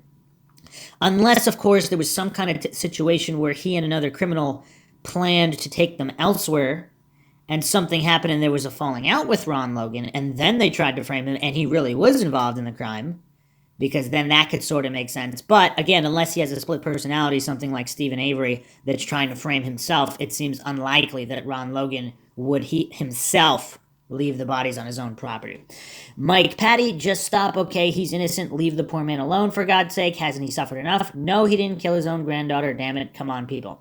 Now, Mike Patty's a little bit more curious. Everything from his behavior to his look to even supposedly bodily injuries that he had on his person in the day after the murders occurred. And there's a lot there. And supposedly he is not Liberty's relative by blood. Okay. Becky Patty, obviously they're not accusing her of the homicides. The accusation is that she knows something or knows way too much and is covering for someone, presumably the killer. I doubt it. No one's been hurt by this case more than Becky Patty. It's as if she took the grief of a whole town under her breast and pledged it to suffer for them all, Jesus-like. Not quite sainthood, but getting there. I heard that at the 2019 conference, she burst into tears. Well, of course she did. It's no surprise. She still hasn't been able to process this, assuming such a thing can ever be processed. She has channeled her pain into grief and sadness. Others close to the victims, who I will not name, have channeled their grief into rage and lashing out at everyone around them. It's an understandable reaction, but they're still not pleasant to be around. This person is externalizing their pain into rage and projecting it outwards pretty much at the world. I won't reveal who I am talking about here, although it should be obvious. I will say that Libby's birth mother has also dealt with her loss by turning rageful. Both of these people were probably ragers before, so it's not like they did a U-turn. And how would he even know this? This is why people accuse him of just being a complete psychotic. Robert Lindsay, of course, is who I'm reading right here. Of course, we empathize with their losses, but sympathy wears thin when someone is screaming in your face. Let's hope they find some peace. I mean, is he speaking from experience here? Has Robert Lindsay himself approached these people? He said he didn't, but again, can we trust him? Becky Patty is internalizing her pain and putting it outwards, which is at least more pro-social. Someone like Mike Patty may be dealing with the pain by disassociating, as we men do. People think we are stoic, but really we are disassociating. The feelings are there. You push them, shove them out at others, or disassociate them into the ether, or better yet, your subconscious. Everyone's got their style. Whatever gets you through the night. The last person on earth to protect the killer is poor Becky Patty. God bless her mortal soul. Derek German, Libby's father, meth dealer, convict who served time in prison and supposedly ratted people out to get a lower sentence. He has dealt with his grief with silence and hiding himself away. I don't know this man very well, but he wasn't in on this crime. And it's curious, how would Robert Lindsay know this? He's saying that even his Mr. X, his person of interest, his main suspect who he thinks is probably guilty, but he's not 100% sure, yet he's 100% sure on Derek German. Now, again, I'm not saying Derek German is guilty by any stretch of the imagination, but I'm saying if you weren't there, how do you know what happened either way? Obviously, there's no reason to point the finger and say it was definitely Derek German. If you weren't there, you wouldn't know, but it is it's hard to dismiss the meth background, especially if there were meth dealers or meth cookers in that area, even at the exact time of the murders, which, again, we don't know. It seems like the rumors are very persistent that there's some meth going on in the area. Kelsey German, sister of Libby. Kelsey's DNA was the only DNA found on the bodies. Kelsey has been investigated quite a bit, and she has been interviewed a few times by the FBI, including a couple times at her school. For whatever reason, she confuses facts all the time and can't keep her story straight. I have no idea why she's doing this, but it's not because she's the killer of her own sister, for God's sake. Kelsey German has been cleared. And again, there's a difference between being cleared from the murders, and there's a difference between possibly knowing who the murderers actually were. Is it possible Kelsey knew someone associated with the crime, possibly not even knowing that they knew that they executed the crime? And that's where a lot of the murkiness goes in. And I don't think anybody was suggesting that any of the interviews from the FBI or law enforcement were because they suspected her. It was to get information out of her about other individuals who might have known Libby and Abby. Okay, flannel shirt guy probably shouldn't use his real name, but he's on everybody's suspect list. Again, I went over this on the previous Mindshock episodes as well. He was one of the original witnesses who saw Bridge Guy and gave a description. Now he says he never saw Bridge Guy at all. I guess he can't make up his mind. He's also thoroughly lawyered up and he's not saying a word. I get it. He's a greedy businessman with dollar signs in fluttering eyes that sound like clanging cash registers every time he blinks. His favorite color is green, like the woods, like the loot. Hey, it's a capitalist country, right? The theory is that he was in on these murders for mercenary reasons such as malign desire to purchase Ron Logan's land. Sure, he's a greedy businessman, but I doubt if he's that greedy. I have seen quite a few photographs of this guy, no doubt of the lousy good old boy network, so much evidence in this blighted town. Just looking at him, I can't see him being in on this, but I had the same feeling when I saw a photo of mild-mannered, middle-aged, frumpy, beer-bellied Mr. X, family man and loving father extraordinaire. Flannel shirt guy, along with others present at the bridge, have been investigated as possible lookouts for bridge guy. Not because there's any evidence that they were lookouts, but more because everyone in that situation at the time of the murders is being looked at that way. I'd be surprised if he were in on this, but stranger things have happened. Okay, so that's a little bit more of an objective take there. And again, yeah, it's tough. It's tough because Flannel Shirt Guy could be in on a whole bunch of other criminal activity not related to this particular crime, and that could account for some of the behavior. Paul Etter, a 55-year-old local man of many interests, one of his many interesting hobbies was abducting and raping young women. But alas, he raped one last too many. Man, that's a weird way to try to make... And the law closed in on him, holed up in his home, which now resembled Dodge City. He saved society a lot of money by eating a bullet, freeing up some fresh air, and making the world the tiniest bit of a better place. He raped women, not young teenage girls. He was in the right age, but he doesn't look like Bridge Guy. Law enforcement has already looked into him quite a bit, and I assume he's cleared. And one last thing, he's dead, Jim. Move along. Now, just because he's dead doesn't mean he didn't do the crime. That's kind of a weird way to look at that. CM not even going to bother to reveal his name. Local professor at Purdue, known for the geocaching theory. Some connection with Libby via geocaching. I was never aware that anyone had anything against this harmless-looking fella. Lawyered up, not talking. He's afraid he's going to be framed with these murders. A not unreasonable fear. Yes, not unreasonable at all. However, how many harmless-looking fellas end up being murders? Again, I'm not saying this particular individual, known as CM here, local professor at Purdue, I'm not saying he's guilty in any way, but the fact that he's harmless looking or mild mannered, obviously that is not how you determine whether someone is a murderer or not. And I'll be getting into the geocaching theory in the next episode or two, because there's a lot there, not even involving this local professor. And some people believe that could be the key to solving this. Supposedly, Kelsey was also into geocaching, and her and Libby might have been geocaching in the approximate area as little as 1 week before the murders occurred. So there's more there to explore. Okay, the next suspect, CN, middle-aged man, resident of Delphi. Well, he's the right age anyway. Never knew what the case was against this man other than he had property near the bridge, and he and his wife's alibi of being out of town and state traveling got a bit mangled. We all stumble over our words sometimes. He's a local executive of a government function, or perhaps better yet, a non-profit of some sort, possibly works with kids. I've looked this man over and I can't think of anyone less likely to commit this crime. His wife has taken to social media lately, pleading with people to stop harassing them and insisting he had nothing to do with this crime. Good advice. How about taking it to heat, everyone? And just another point, not about this individual, but about in general, when people stumble over alibis, that doesn't mean they're guilty of a particular crime they're accused of. That means they might have been doing something they don't want people to find out about. Affairs, drug dealing, other illicit activities, or maybe something not even illegal, but something they're embarrassed about.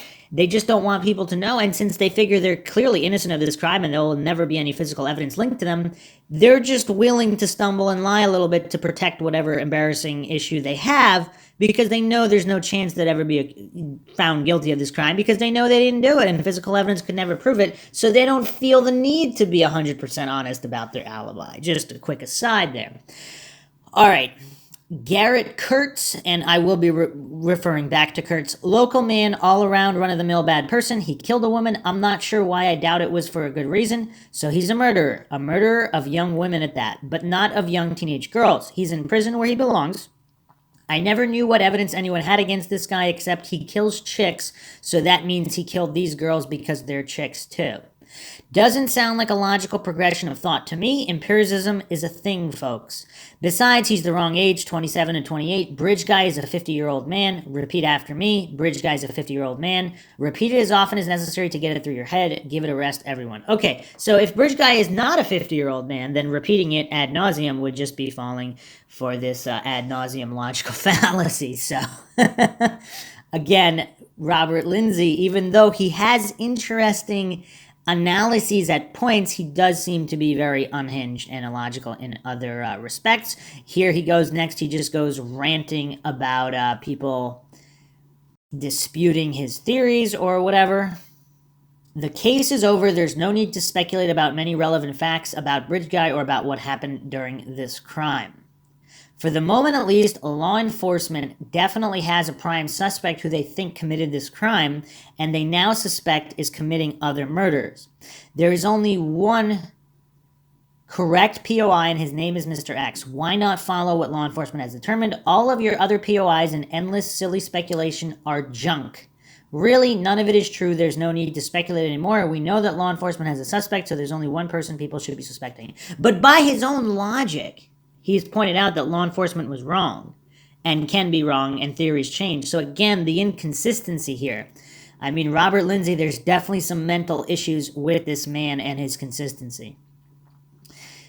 We also know a number of proven facts about what happened in this crime, including the behavior of Mr. X in relation to the crime and why law enforcement suspects him. The motive is apparently lust murder motivated by sexual sadism combined with psychopathy, the classic formulation almost all serial killers have. The motive was sexual. This was a sex crime, a sex homicide. We now know a lot of things about the main suspect, including the name, age, height, weight, marital status, possible offspring, address, names of wife and children, and history of his life. These are the facts about the man law enforcement suspects is Bridge Guy. Items known to be carried or worn by Bridge Guy at the time of the crime: loaded handgun in right jacket pocket, type unknown, members only jacket, blue, old style 501 blue jeans from the 1980s, dad jeans, Indiana Packers boots, camouflage hunting cap on head, GoPro camera on waist, deer kit on waist with 5 hunting knives in it, white scarf around his face covering the lower half of his face, bottle of toilet bowl cleaner in left pocket, binoculars. Known facts about the personal life of the main suspect, Mr. X: birthplace, Illinois. Resident history, unknown for first 18 years, possibly Illinois. Delphi, Indiana, and several other small towns in Indiana from at least 1984 to 2021. Resident in Delphi in 1984 to 1985 at minimum. Important residence periods: moved to Evansdale, Iowa in 2011 to 2012 to work at a slaughterhouse aligned with Tyson Foods there. Was present when the Evansdale murders occurred. Homeless for a period in the 2000s where he resided at a homeless shelter. Education history: primary and junior high unknown. Senior high school first years unknown, but graduated from Delphi High School in 1984 to 1985. Age at the time of the crime, 49 to 50, uncertain. Present age, 53 to 54, uncertain. Race, white, hair color dark brown. Facial hair, goatee or trimmed beard. Height, approximately 5'8". Weight, approximately 180. Sexual age orientation, pedohebophilia, non-exclusive, AOA 8 to 14. Sexual object orientation, heterosexual. Residence at time of the crime, Delphi, Indiana, since 2011. Recently moved to Monticello, possibly due to the heat of being a suspect in the crime. Lists a manufacturing business or factory as place of residence. Employment history, unknown prior to 2011. Worked at Tyson Foods, slaughterhouse in Logansport, Indiana, and sister facility in Waterloo, Iowa in 2011 and 2012. Afterwards, possible owner, operator of trucking business. Occupation, possible owner, operator of long-haul trucking business in recent past. Present occupation unknown, but recently raised goats on his property. Distance of residence from the crime scene, less than 2 miles. Familiarity with crime location, extreme. He was friends with Ron Logan, on whose property the crime occurred. Frequently hunted deer on Ron's land. He was clearly very familiar with the area of the crime and perhaps knew it as well as the back of his hand. Marital status, married, rocky and tumultuous marriage with breakups, where they go live on their own and later get back together. Children, 2 daughters, 2 adult daughters. Relationship with younger daughter, excellent, very close. She is very fond of him. Relationship with older daughter, unknown. Important friendships, very casual friend of Mike Patty, father of one of the girl's victims. Possible Harley buddies, friends who ride Harley-Davidson motorcycles, as Mike is an avid Harley rider. There is a rumor of a falling out between the 2 men at some time before the crime. What that has to do with anything is not known. Hunting partner of Anthony Greeno, podcaster who has reported on the case avidly.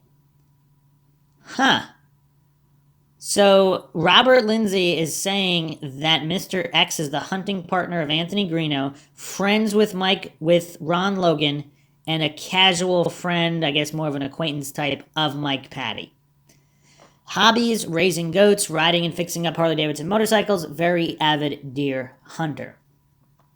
Specific information about the crime scene confirmed to us by the police. Okay, and this is from a post on a memorial, doll thrown in with flowers at the memorial at the bridge. This is about a year after the crime, and you can see some of the flowers deteriorating. As you can see, a doll has been thrown into the mix. I don't know what that means, but perhaps it's odd. Did Bridge Guy put that doll there? He scattered dolls all over the crime scene. We know that much. And this weirdness with the dolls, I mean, these are all rumors, of course, but again, if you haven't checked out the JonBenet Ramsey podcast series on Mindshock, check that out. I haven't gotten to the doll situation, but apparently there was a lot of mysterious incidents with dolls in regarding to the JonBenet Ramsey case and one particular POI, possible suspect in that case. Again, if Bridge Guy is the killer, but is the true perpetrator of this crime, are they just simply playing games?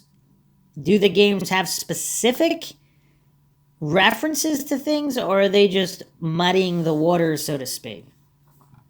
Okay, that said, the following very controversial information about the Delphi murders was given to us directly by the police. Numbers 1 to 4 were told to us by an Indiana detective, but we don't want to say where he's located. He didn't work on the case, but he has a particular interest in crimes against minors, especially violent crimes against minors. Number 5 was told to us by an Indiana detective who worked in narcotics based on crime scene photos he had seen. We also heard it from someone very close to a detective who was working on the case who had confided in them. Number 6, an extremely controversial statement was told to us by a sheriff in a nearby county. 1, both girls were posed. Keep in mind they did not say how they were posed, if they were posed in a sexual manner, etc. 2, dolls were scattered about the crime scene. There were quite a few of them. Our police source told us, quote, there were so many dolls scattered around that it looked like he had gone to the Goodwill store and bought a bunch of dolls, end quote. This also answers questions about why the cops have been using phrases like odd, peculiar, strange, not your average crime scene, many signatures, etc. It fits right in with all of that. 3, a bottle of toilet cleaner was found at the crime scene. Presumably it was used to throw bleach over everything, which solves the riddle of why no usable DNA was collected in this case. 4, the girls were violated with inanimate objects. 5, sticks, twigs, and branches were jammed into the girls. Presumably this is what the violated with inanimate object statement above refers to. The source is a narcotics detective in Indiana and a close associate of a detective working on the case. And again, is there verification of this person's identity, or did they just claim to be this person. Okay, 6. One girl was pregnant, just barely pregnant. This is one very old rumor that started up within a few weeks of the murder. The first person who told me that was a middle-aged woman who lived in the area. Just saying that for anyone who accuses me of making this up. This rumor just would not die. It kept popping up over and over, so I had to keep reporting it. We were never sure if it was true or not, so it was always just another unverified rumor. I didn't want to bring this rumor up because I've caught so much crap for it, but I felt I had to because an Indiana law enforcement officer affirmed to us that this rumor was true. But how would the law enforcement officer know if it was true, or it was true that it was said? If police had not verified this rumor for us, I wouldn't be... Are they verifying that it's a rumor? Or how would they verify that if it was true? So it was indeed a rumor and someone did indeed report this to the police. Is that what Robert Lindsay is alleging? Because how would they know if it was really true or not? I wouldn't be bothering with it because it's brought me nothing but trouble, but when we get information straight from the police, we feel we must report it. This is not a rumor I relish reporting, trust me. His exact quote was, quote, "One of the girls was in the early stages of pregnancy," end quote. He did not state which girl it was, and we are not sure ourselves. Or is this information from the coroner's report? We have an idea which girl it might be, but until we can get a good source on that, we are not going to upset people even more by naming the girl. We think that if this rumor is true, one of the girls was 6 to 8 weeks pregnant, when pregnancy is hard to diagnose but can be confirmed on autopsy. Specifically, there will be a thickening of the walls of the uterus that can be determined at this time. All guardians of the girls seem to think this would be impossible based on these girls having almost no experience with males.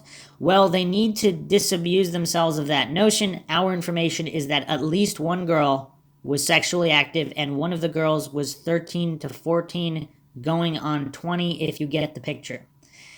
That's a bizarre way to describe that. Okay, let's say she was growing up awful fast. We will not say which girl or girls is being discussed above.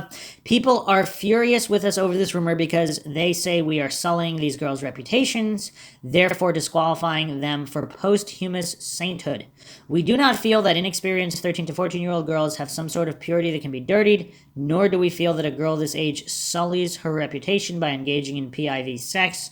People who think like this are prudes and Puritans. We do not feel that it is immoral for 13 to 14-year-old girls to have PIV sex or to get pregnant. It's stupid for them to get pregnant, but it's not immoral.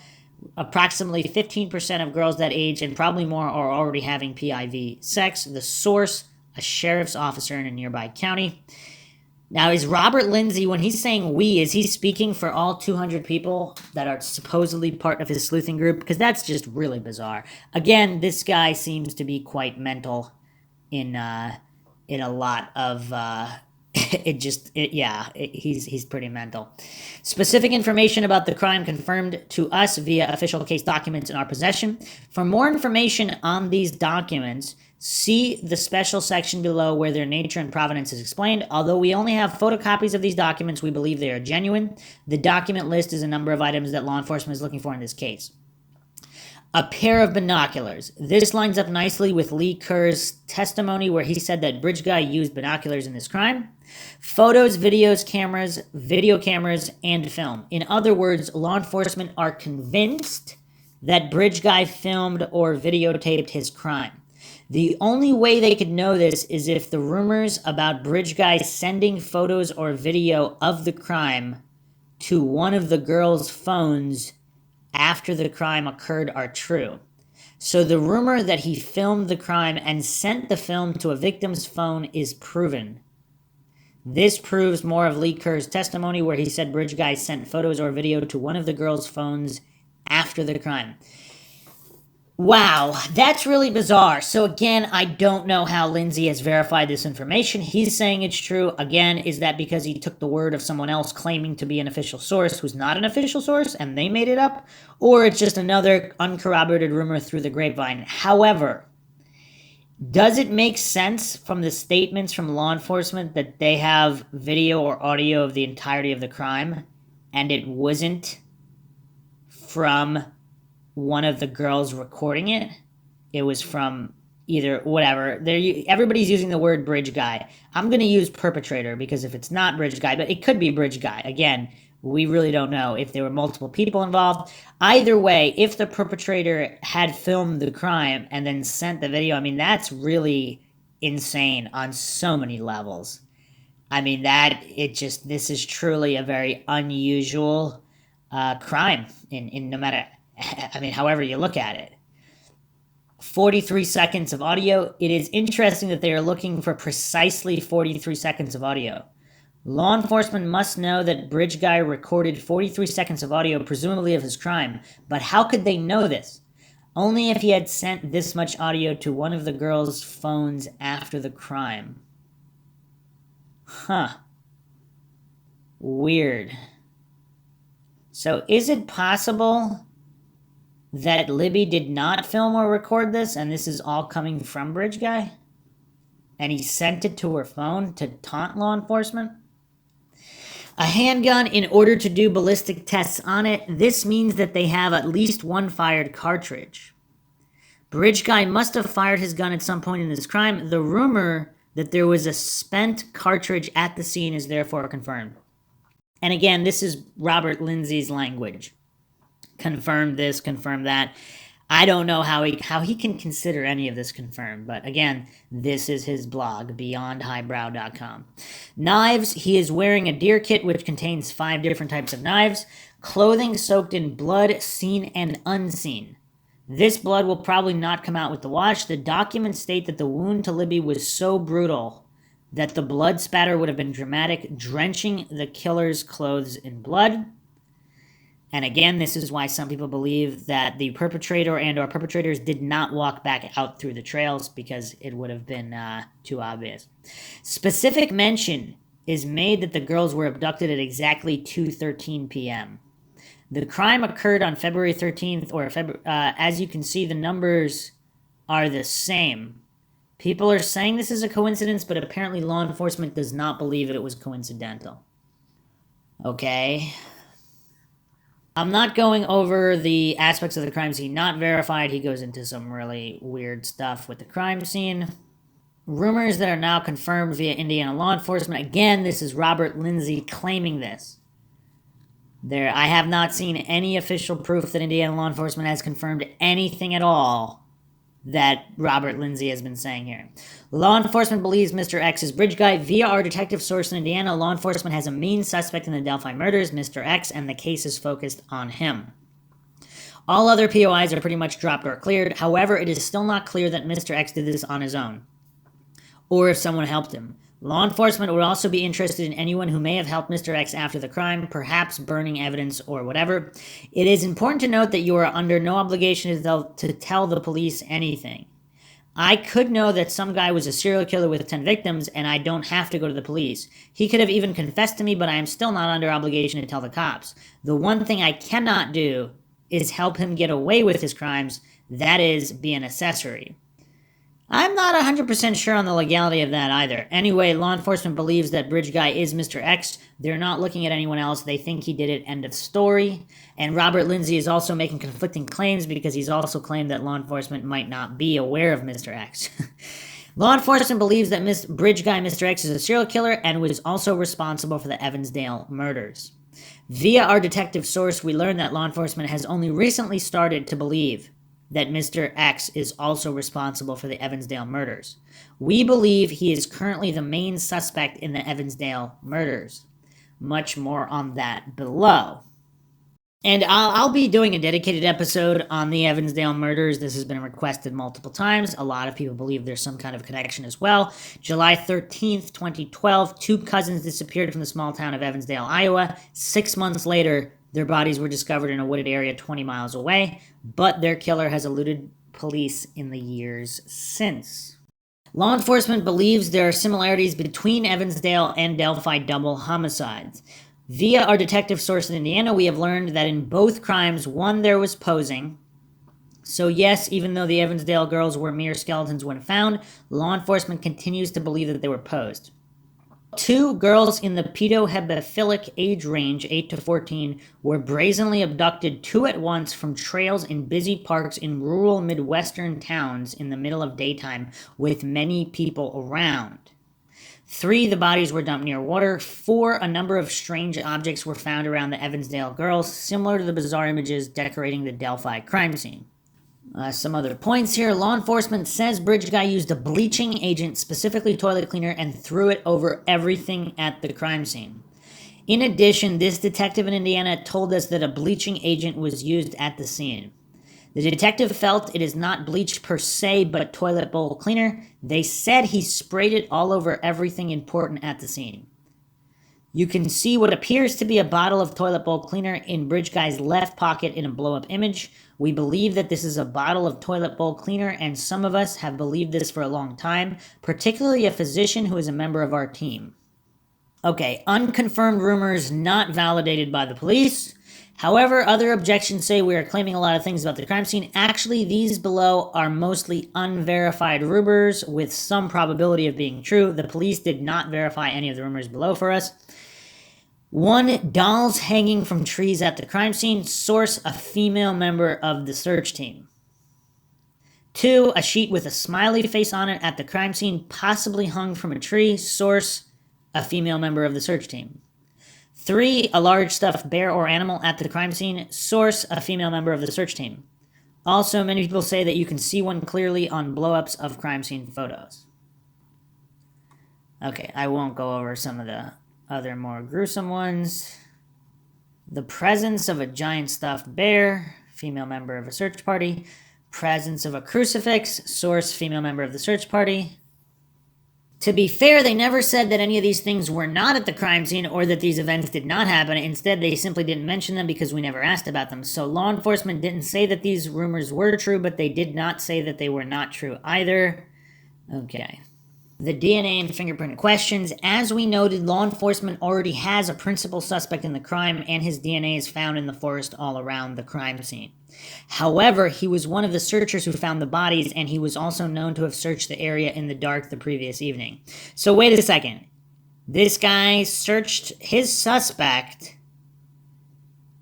searched the area the previous evening, and the bodies were not there? I don't know how clear that is. Conceivably, he could have missed the girls while searching the night before, in which case his DNA would be in the area. His DNA in the forest could also be a result of his being part of the search team that found the girls. Hence, none of his DNA from the forest around the girls is usable. We keep hearing over and over DNA, DNA, DNA. We think this is a whole lot about nothing. As noted above, Bridge Guy threw toilet cleaner over the girls and every object at the crime scene. Well, there goes your DNA. The only DNA found on the girls was that of Kelsey, sister of Libby. Kelsey has been cleared. There is a rumor that law enforcement has a partial DNA sample from an unknown male from one of the girls. Problem is, they only have 9 markers on the partial. That's not very many. Conceivably, perhaps 10% of men might have those 9 markers. These partial DNA samples are useful to law enforcement. For instance, if law enforcement have a suspect and they have a partial present in 10% of the population, this is one more bit of evidence that might point them to having the absolute right guy. On the other hand, a sample with only 9 markers is absolutely not usable in court. In other words, the whole DNA question seems to be a gigantic red herring. If the rumors are true, law enforcement are being coy about whether or not they have DNA, but that's probably just another ruse. They don't want to show their hand to the killer and let him know if they have DNA or not. I think people need to stop talking about DNA in this case. It's a dead end. Another interesting point there, even with these 9 markers, people get hung up on the definitiveness of DNA. Because if the sample doesn't have that much integrity, you have to extrapolate information from it. So if it's degraded, what is the percent likelihood that those 9 markers are exact? Because if it's a degraded or partial sample in the first place, it possibly could be somebody. Those 9 markers, there might be a mistake in some of those 9 markers, in which case it could also be somebody else, regardless of whether or not they possessed the markers or not. So, again, that's why relying solely on DNA evidence is an issue, especially when we see every generation there's all these people being released from prison because previous DNA matches were actually not accurate once better DNA testing comes into play. It was a mistake. About those fingerprints, law enforcement themselves have admitted that they have one smudged fingerprint. They didn't say where they collected it from, but that's an important question. Also, smudged prints are very, very dubious value. They're generally unusable. I wish people would stop talking about fingerprints. The lady walking her dogs at the bridge at 12:30 p.m. on the day of the murders. This is a rumor that a woman walking her dogs on the bridge at 12:30 on the day of the murders, a full hour before Bridge Guy probably appeared on the trails at 1:30, met Bridge Guy somewhere, possibly on the south side of the bridge, and even had a brief conversation with Bridge Guy. However, this information does not seem to be coming from law enforcement. Instead, it is coming from Delphi podcaster Anthony Greeno, a dubious man and apparent con artist with a rap sheet so long it fades into the horizon when you try to read it. That doesn't mean he's wrong. It means to consider information coming from him with a lot of caution. This woman was apparently a discovery of Greeno's. Okay, wait. Greeno finds this woman, but law enforcement never did? She approached Greeno, but she didn't approach law enforcement. My smellometer is registering stinky. Furthermore, the woman has since gone into hiding, possibly because of people bothering her, or maybe because she is afraid of Bridge Guy is going to kill her. Anyway, she's not talking. Before she departed us, though, she did inform us that she could not identify what the man she met looked like. Except she was sure he was Bridge Guy. Now, wait a minute. I'm kind of thinking this eyewitness account ain't making it to the witness stand, you know? Obviously, this is very much an unconfirmed rumor, though everyone is treating it as if it's the word of God. I beg to differ. If anyone has any more information on this odd rumor, please let me know in the comments or in my email. Obviously, if we can place Bridge Guy at the bridge at 12:30, that changes everything. Okay, next point he's got here. Quit referencing law enforcement statements at the 2019 press conference, the fake friends, as factual. Fake afferents? That doesn't roll very well. Although we do not have any evidence that this is true, we believe that the 2019 press conference was a gigantic ruse. We believe that they already had a main suspect at the time, and they thought he was going to be at the meeting. So the meeting was designed to trick him. The entire meeting was meant for the consumption of one person, Mr. X. Notice that law enforcement told the public to stop focusing on the old Bridge Guy and to focus on the new Bridge Guy. Instead, the new Bridge Guy was said to be the man who carried out the murders. He was Bridge Guy. They also said that Bridge Guy was 18 to 40 years old. Anyone with any sense can see intuitively that Bridge Guy cannot possibly be the young man in the sketch, nor can he be 18 to 40.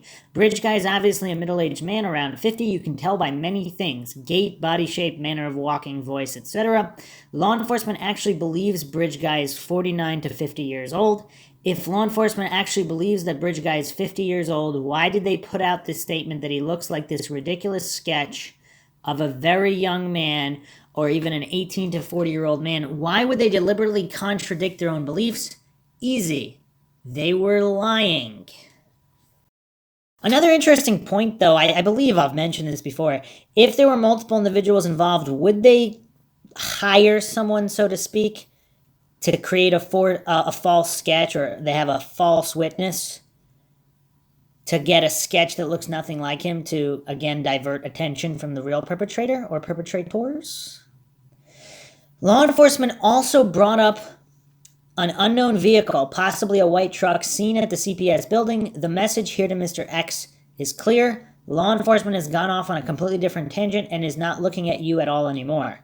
Instead, these idiot cops think that some kid in a white truck did it. What a bunch of idiots. Not the first sketch, which looks like a middle-aged man. Mr. X, some kid. Not Bridge Guy, nope, nope, nope. How can anyone on earth believe this is Bridge Guy? Because the cops told you so. LOL. Quit listening to the police. They tell all sorts of lies as dirty strategy in extremely important homicides like this. And that's another thing I guess the coincidence theorists and the authority-worshipping cultists don't understand.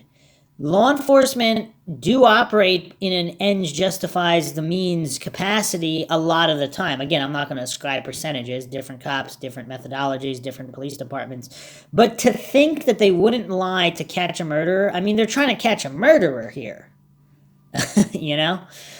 Okay, not the orange truck of the main suspect, of course not. Instead, a probably non-existent white truck at the CPS building. So Robert Lindsay's stating that there's an orange truck that the main suspect drives. You've thrown the cops off your tail, Mr. X. Good job.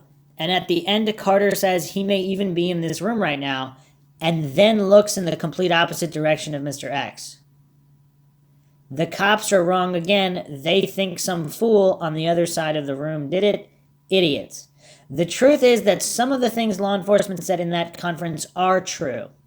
The sketch of the younger man appears to have been the catfish of the 19-year-old boy used to lure in Libby from Snapchat.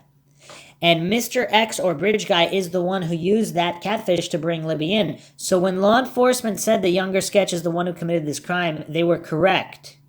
He did commit the crime because the younger sketch is just Bridge Guy in catfish form, his other younger personality that he uses to snare victims.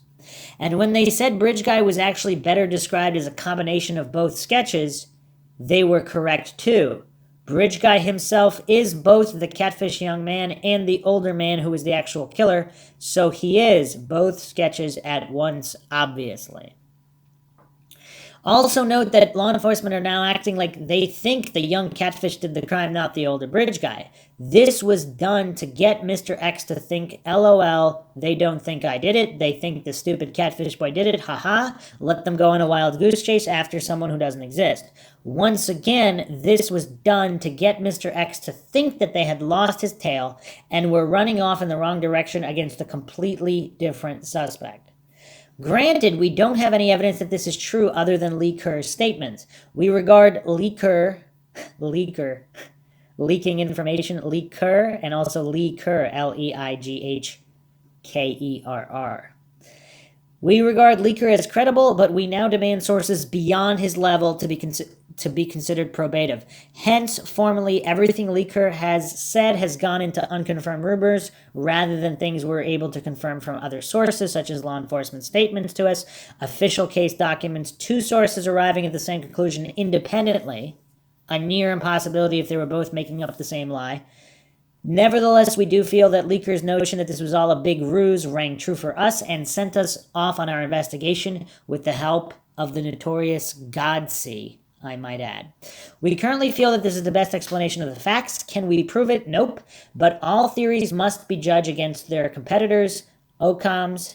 But the competing theory to the logic test. Is there any way on earth that Bridge Guy could look like the young man in the sketch or even an 18 to 40-year-old?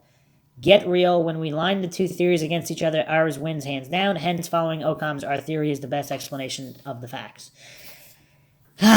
Wow. Okay, another misapplication of Occam's razor. If you haven't checked out the Mindshock podcast regarding Occam's razor, I've gone over that endless times. You'd have to have two theories that adequately explain something happening before you determine that the simpler one is more likely to be true, which is, again, not necessarily the truth. Whatever is true, even if it's the more complicated one. But if there's more than one perpetrator, it easily makes sense that there's two sketches. If there's two guys, or if Bridge Guy's wearing some kind of disguise. So if it's a young guy that somehow had some kind of a disguise. The other thing someone brought up, I think it was in the YouTube comment section on one of the previous Mindcheck episodes on Delphi, those old man masks that were quite popular a couple years back. Some relatively realistic masks of geriatric individuals. And then if you put other stuff on to modify the disguise, you could have a decent looking disguise, at least something from a distance. And if they're intentionally trying to frame Ron Logan, they could wear clothes similar to Ron Logan's. And, I mean, who knows? Again, there's lots of different explanations here. This is Mindshock, where the only thing we know for sure is that we don't know anything for sure.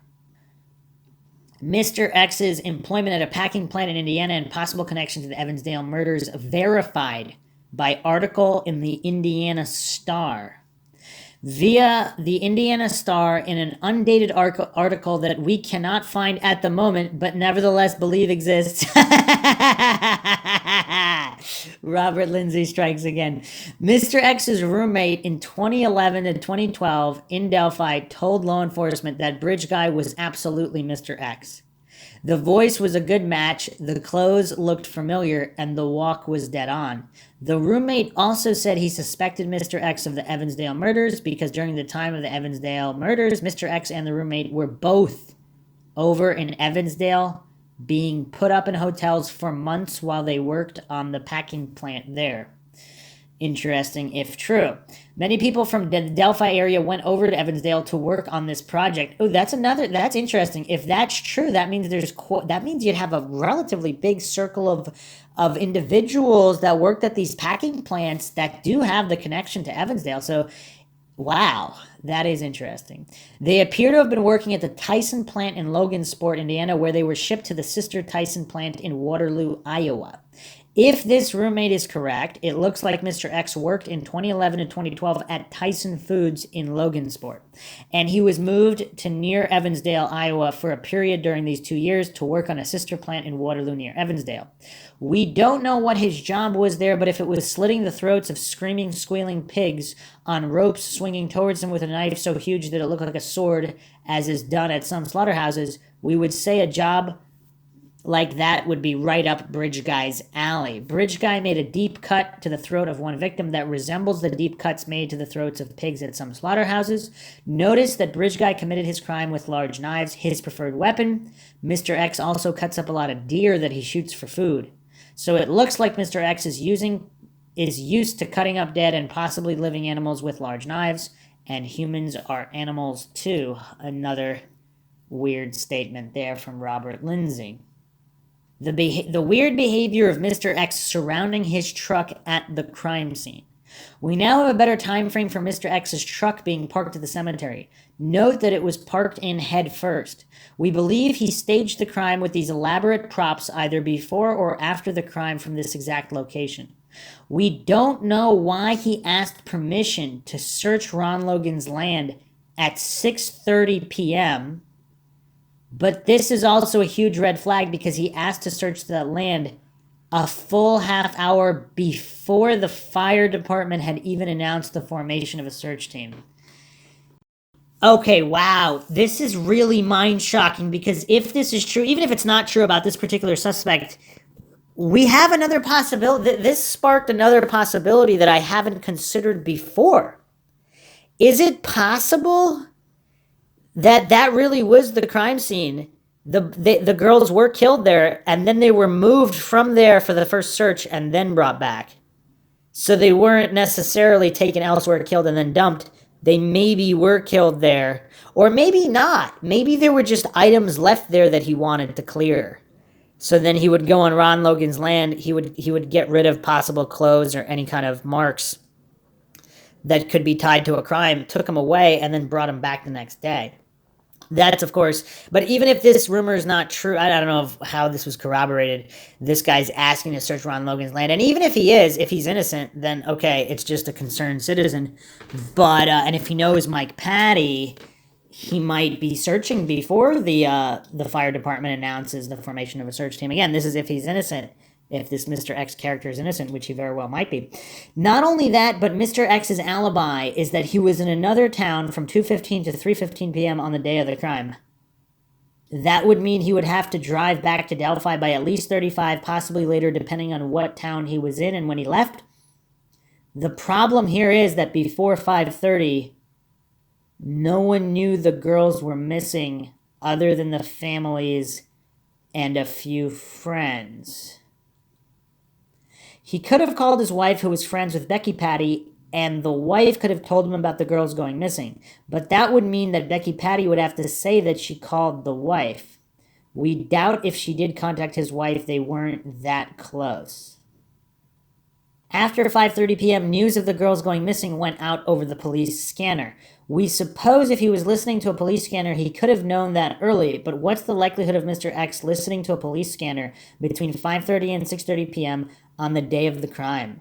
We would say it is low. He parked 1,000 feet away from Ron's door, almost a quarter mile away. Why didn't he pull up to his front door? We don't know about you all, but when we go visit our friends, we generally don't park a quarter mile away and hike in. We park right at the front door. We also don't know what he was doing searching down there that night. We also do not know why, out of all the places to search, he happened to pick the exact location where the girls were killed. However, this early searching meant that he could use his lost my keys excuse as a reason why his car just happened to be parked for 18 hours 18 straight hours soon after the crime and right above where the girls were found, because he could say the next day that he lost them during the previous evening's search. It is interesting that Mr. X appears to have stayed with his truck from 6:30 p.m. to Monday, February 13th, 12:30 p.m., Tuesday, February 14th, when the girls were found. That's a full 18 hours. Why on earth would someone stay next to their truck all through one evening and night through the next early a.m. and morning into the afternoon? It doesn't seem like a normal person would stay at that location for all that time. Here's the thing, though.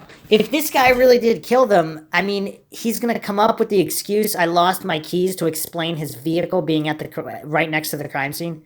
That doesn't make a lot of sense either. I mean, because this guy can't be that dumb, right? We believe he could have been staging the elaborate crime scene during that time. Where his truck was parked was a 5-minute walk to the crime scene. If he had those objects found at the crime scene in his truck, he could have easily carried them down to the crime scene and used them to stage it with the objects. Mr. X needed the lost his keys excuse to explain how he stayed in that spot for 18 hours. If he didn't have his keys, he could not move his truck. He could have gone home, but for some reason he stayed with his truck. Did he eat? Where did he get the food, and what was the food? Did he sleep? If so, where and when? Urinating is no problem, but what if he had to defecate? It's an interesting way to put it. Robert Lindsay's definitely thinking about these things. That would have been quite a problem. It doesn't seem reasonable to stay out there all that time for no good reason. But it's even worse than that.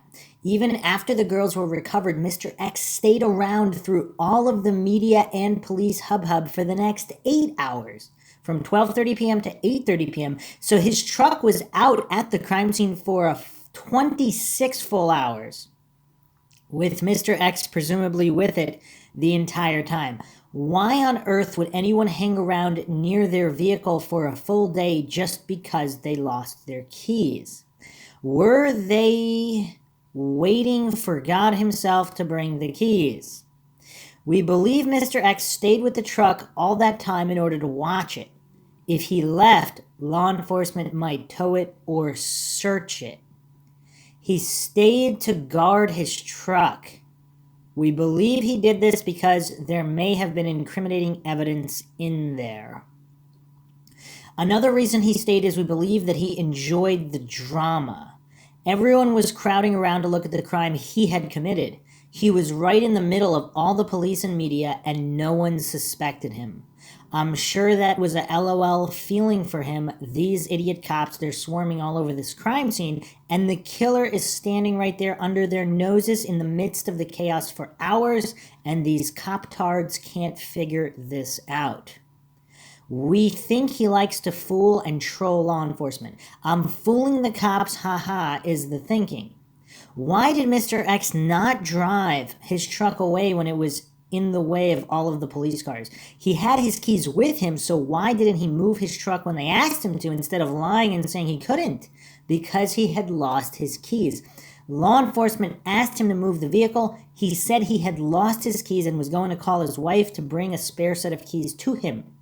3 problems with that story. 1, he never lost his keys. 2, he never called the wife to ask her to bring a spare set. 3, there was no spare set in the first place. Nobody has a spare set of keys? That's interesting. At 8:20 p.m., the police scanner said that Mr. X's wife was coming to bring Mr. X a spare set of keys. This has been misrepresented by doubters as the scanner saying to let Mrs. X into the sealed off area because she's bringing Mr. X his keys. We believe he just told law enforcement she was coming. It went out over the scanner and she never showed up. Law enforcement must have been getting exasperated with Mr. X by this time. Someone, probably law enforcement, called to have Mr. X's truck towed. Mr. X just stood there and let them tow his truck away. He probably went back to retrieve it later on with his spare set actually the real set he never lost and drove it back home. Unfortunately, Mr. X's truck was never searched. We believe there may have been incriminating evidence in there. After all of this, a fake cover story was put out that Mr. X never lost his keys in the first place. Actually, that is correct, because they were sitting in his pocket the whole time. But our critics think this means the story about him losing his keys is fake. Mr. X's younger daughter insists that he never lost his keys. His wife now echoes in. As far as she is concerned, he never lost his keys. Becky Patty is also saying he never lost his keys. However, Becky is saying two different things. First, that he lost his keys, and later that he didn't lose his keys. We have a screenshot of Becky Patty texting Mrs. X to ask why she said he never lost his keys when he did. So another story is going out that he did lose his keys. See what is going on here? Multiple stories are floating around, probably not purposely. Some are contradictory, but the effect is to cause confusion. The more confused people are, the more someone can get away with a crime. I mean, and he could have also said he lost his keys even if he didn't. And who did he say that to? So those individuals would be reporting whatever they were told, because how would they know if he really lost his keys if he just said he did? As far as validation of the rumors of Mr. X being parked at the cemetery at 6:30 p.m., asking Ron Logan for permission to search his land, and searching his land that evening with two other men, and leaving his truck sitting there for 18 hours until the next day when the bodies were found, and another 8 hours afterwards, we can't. This is simply what we have been told, and we are sticking by it. We have also been told that law enforcement caught Mr. X in the lies about losing his keys, calling his wife to bring him a spare, and a spare even existing in the first place. Law enforcement doesn't like being lied to, especially when they are investigating a double homicide. We have been told that this is what made law enforcement suspicious of Mr. X in the first place. We are even being challenged on our reporting that Mr. X's truck was boxed in by police at the time of the discovery of the bodies. But we have a photograph of his truck surrounded by police cars. The story about his truck getting towed is also being challenged. We were told that his truck had been towed. The rejoinders also say that either he never lost his keys or he did and he called the wife to bring a spare and she did, evidence being the police scanner. But the scanner doesn't say she came to bring the keys. It said she was coming to deliver the keys. We believe she never showed up. He never called the wife, never lost his keys in the first place, and there was no spare set. We believe this because this is what we were told. So I'm guessing Mr. X lied and said he told his wife, and his wife was coming to get the keys, and that's what law enforcement were told. Or he really did tell her to come with keys, but she never did for other reasons. Mr. X's traumatic reaction upon discovering the bodies appears staged and fake. Mr. X not only discovered the bodies, but he ran away in terror afterwards, like a coward, we would add. Then he needed 2 to 3 months of therapy to work through this traumatic experience. We believe that those reactions were overblown. No one else reacted that way, not even Becky Patty, and she was probably more devastated than anyone and probably still is. So Mr. X was more traumatized by this crime than anyone else, including the victim's grandmother, who was hurt more than anyone. We believe that the running away and months of therapy were also staged. In other words, they were faked to make it look like he could not have possibly committed the crime because he was more devastated than anyone else. And my thought there are just, there's a lot of weird mental people. So if he's innocent and he's just completely mental, maybe he was involved in other crimes, maybe he was there to something to do with that meth operation. And I will say who this individual is in general. I'm not sure his name has been officially released by law enforcement, but I'll be getting more into who Mr. X is after I complete the summary here. But if he's involved in other crimes and that's why he was there, and then he just kind of stuck around because he was curious and or mentally disturbed and or psychotic, whatever, if he's completely insane, he might have had that reaction and been innocent, right? Again, we don't know. We don't have a copy of the gag order supposedly issued about the towing of a truck from the CPS building on either February 13th and 14th. People are saying that we have a copy of the gag order that was issued on the towing of the truck at the CPS building. We believe that this happened in the first place because a photo exists of a truck being towed from the CPS building around February 13th to 14th. We do not have a copy of that gag order, but we were told that one had been issued by the courts. We have no idea why the order was issued. Nature of case document in my possession. We do indeed have a document from the case. A man was a suspect in this crime, and the documents are from law enforcement's investigation of him. The docs are his property. He ran them off for us and sent them to us in the mail. So it is true that we only have photocopies of these docs, not the real thing, but we believe our source, a man who lives in Delphi not far from the crime scene, sent us copies of the actual documents. He got turned in because two brothers, for some reason, were saying that he was bridge guy. There are signatures on the documents. The SIGs are from either law enforcement, the judicial system, or both. We are not going to tell you what sort of document we have. If you're smart enough, you should be able to figure it out by these bomb-sized hints we keep dropping. The man who owns the documents is not happy with us going public with these docs. He doesn't care that much about it in theory, but he doesn't want to get uncovered revealing official case documents to the media. That's why we've had to muddy up the nature of the documents themselves, how we obtained them, and how we received them. It's an attempt to protect our source from being revealed. We confess that we do make stuff up about sensitive sources and documents. It's all about protecting our sources, but we've never made up one single fact about this case in 4 years, despite what most of the internet believes. The nature of Mr. X's sex offense from the 1980s. Earlier, we said that Mr. X had a conviction for a sex offense in the 1980s when he was between 16 and 26. On the other hand, other sleuths have come back and told us that Mr. X's record is clean. That's misleading. He has a conviction for statutory rape from 1982 in Illinois. He was 18 and the girl was 14. The reason the offense is not seen on his record is we believe he had it expunged. Expunged just means taken out of public record. Law enforcement still has access to the conviction. As far as how we obtained this information, we were told by a detective that Mr. X had this conviction. He told us it was in 1982. This is why we believe it occurred. The idea that he was a sex offender in the 1980s is a nothing burger. It's just run-of-the-mill statutory rape, which isn't even rape, or as we prefer to call it, illegal intercourse, with a barely legal man and a teenage girl. Probably ought to be covered by Romeo and Juliet laws anyway. Very, very bizarre. Like I said, Robert Lindsay is a little weird. I mean, 18 and 14 in 1982, I mean, I don't know. I guess some people would say that's not the same thing as 20 to 21, 1982. I don't know. It's still pretty sketchy. Unless I guess if he had just turned 18 and the girl was turning 15, I don't know. Is that just like a high school romance? A senior and a freshman? I don't know. But the way he talks about it is kind of weird, of course. Another interesting post here. This is a comment in regards to this post. The case for Mr. X is as solid as ever. The dots connecting back to Iowa with the Tyson plant is great investigative work.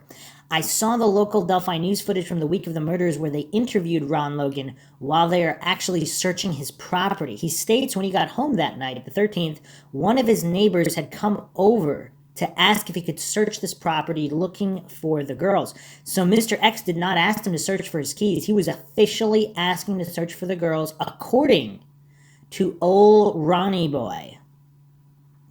As you've pointed out, Mr. X did this before the search party had even assembled right at the exact parcel of land that the girls' bodies would be found on the next day. This just doesn't bode well for him. I mean, especially if you consider that he asked to search the Logan property and came up empty-handed. I almost have to wonder if that's why he later concocted the story about the keys, perhaps as an afterthought when he realized it would be hard to explain why he asked to search for the girls but then didn't find them somehow. I was more focused on finding my keys. I must have overlooked the two dead girls I was looking for in the first place.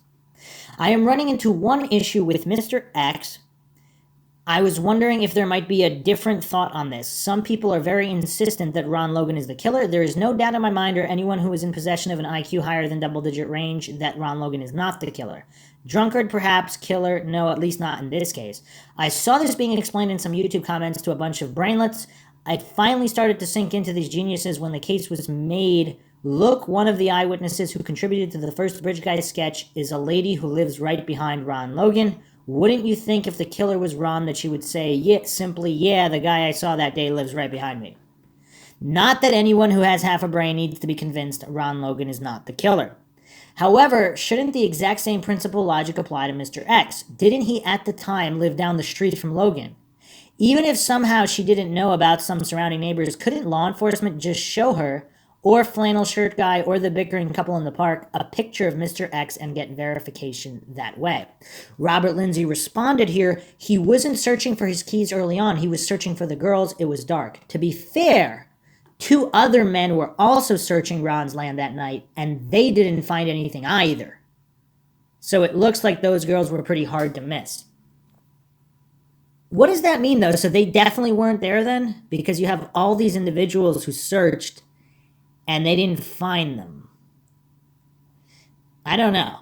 No, he came up with the lost my keys gambit to explain why his car sat at the cemetery from 6:30 p.m. the day of the crime to 12:30 p.m. the next day when the girls' bodies were found, a period of 18 full hours.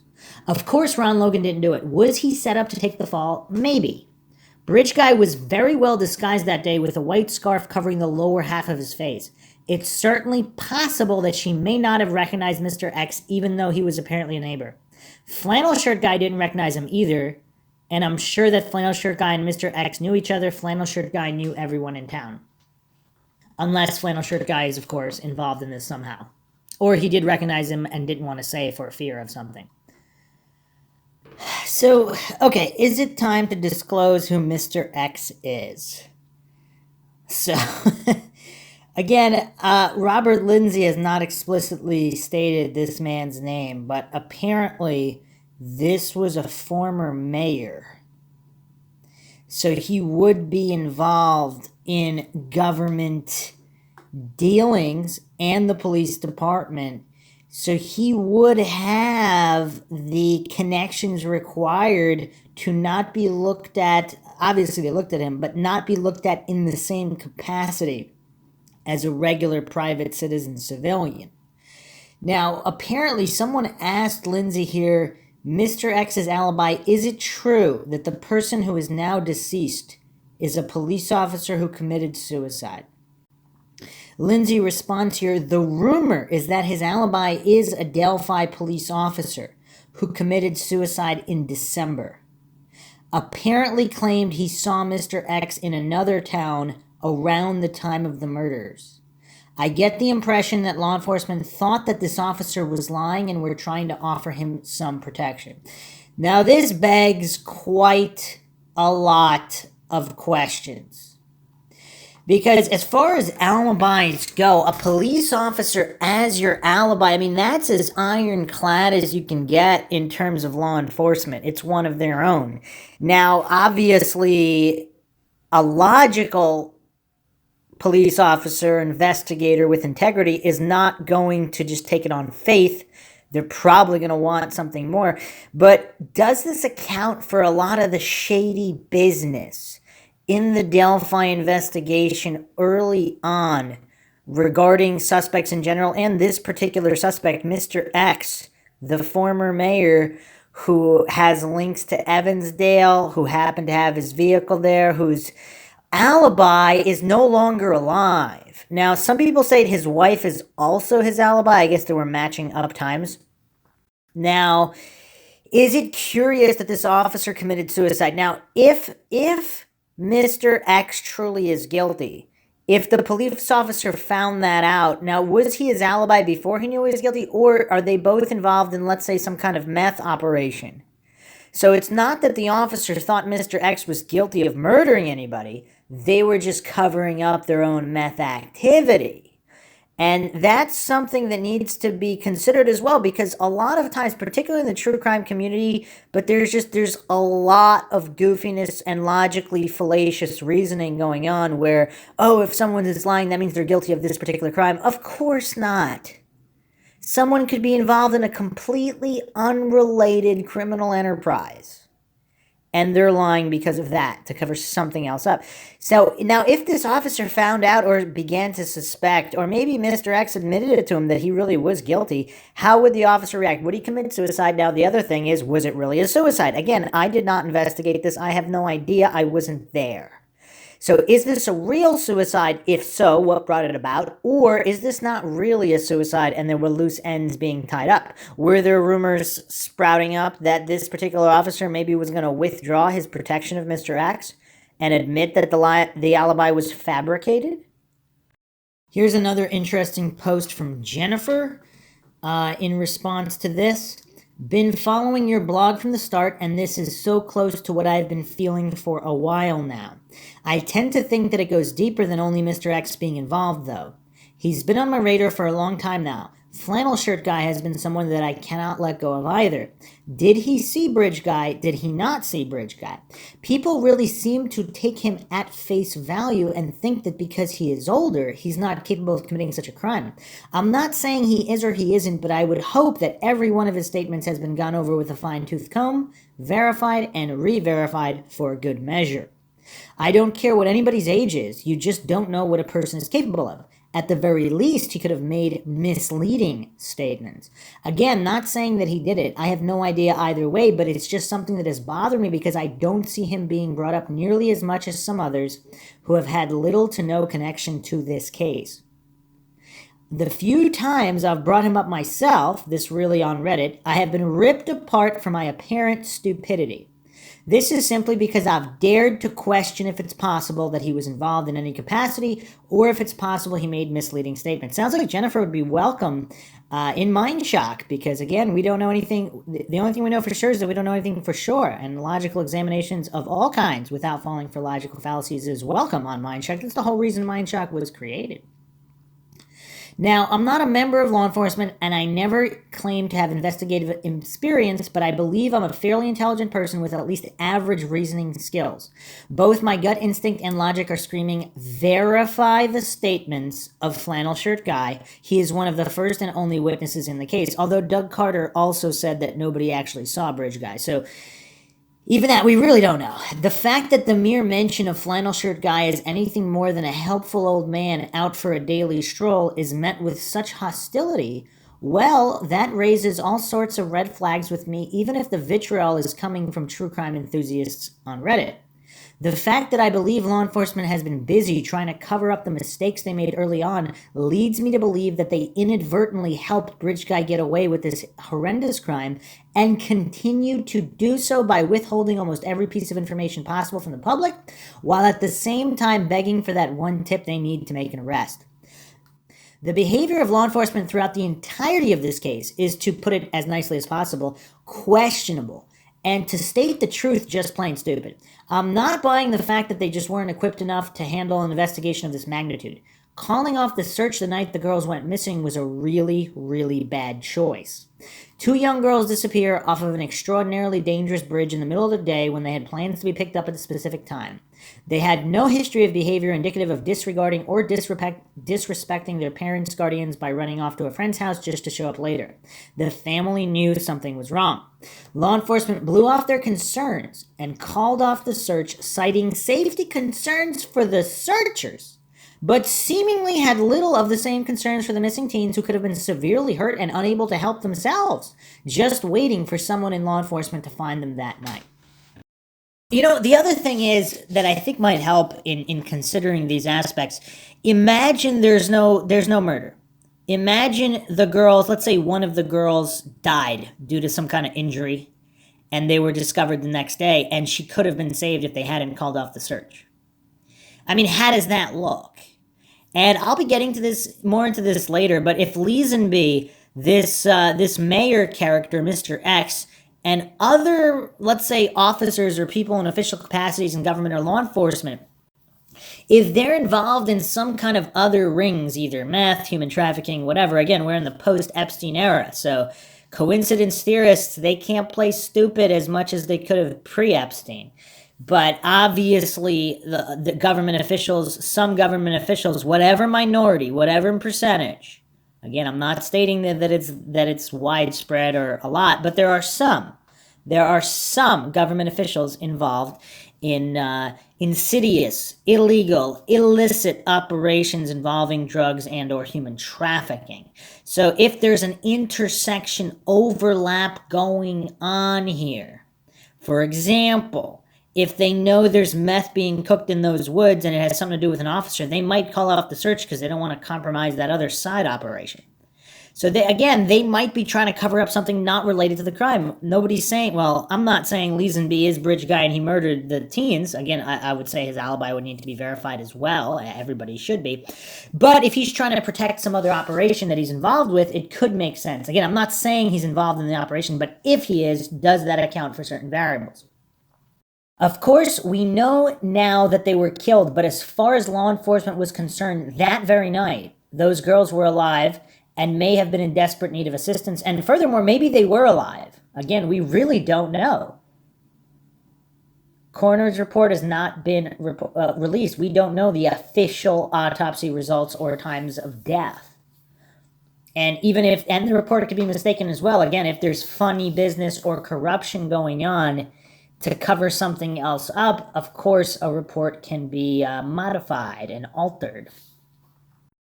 The fact that they were given little to no information about what really happened to Abby and Libby other than they were murdered by Bridge Guy from law enforcement says a lot more to me than law enforcement lets on. They say they want to preserve the integrity of the investigation. They say they want to prevent false confessions. They have most recently stated that they want to avoid double jeopardy. What? Double jeopardy. You say that you don't even have a suspect and you're waiting on that one tip to come in, but you're worried about double jeopardy. I'm confused. What makes even less sense to me are some of the things that they have said or at least have not challenged as not being factual. Particularly this statement, it was all over by 3:30 p.m. I believe that came from the leaked texts, and I would really like to know if that has ever been confirmed by anyone in law enforcement. That piece of information being leaked and generally accepted by the public doesn't do a damn thing to preserve the integrity of the investigation. What it does do, however, is make law enforcement appear to be slightly less incompetent for calling off that search if Abby and Libby were confirmed to have been deceased before the search even started. That's an interesting point. One thing I always have to remind myself of is that law enforcement is allowed to lie to the public. I'm sure there are instances where it's been used as an effective tactic in helping to solve crimes. I'm also sure that it's used as a tactic to convince the public that they were completely justified in making whatever decisions they felt required justification. It was all over by 3:30 sure takes a lot of the heat off law enforcement for calling off that search. After all, there was nothing they could have done anyway. It was all over by 3:30. Then again, what if it wasn't? This whole case just reeks of something stinky every which way you turn. Lastly, I want to bring up Ron Logan and the dirty hand law enforcement dealt him throughout all of this. So the girls were found on Ron Logan's property, instant person of interest. However, there's one little problem. Ron Logan couldn't have done it because he was violating the terms of his probation and was caught on camera drinking in a pizza parlor. So the stellar members of law enforcement have Ron Logan arrested and sent to jail, all the while knowing he couldn't have committed the crime, but doing nothing to stop the entire community from believing, first, that Ron Logan was a main suspect in the case, and second, believing that he was in jail because he was a suspect. This was just the most underhanded, disgusting display of we need a fall guy and law enforcement should be ashamed of themselves.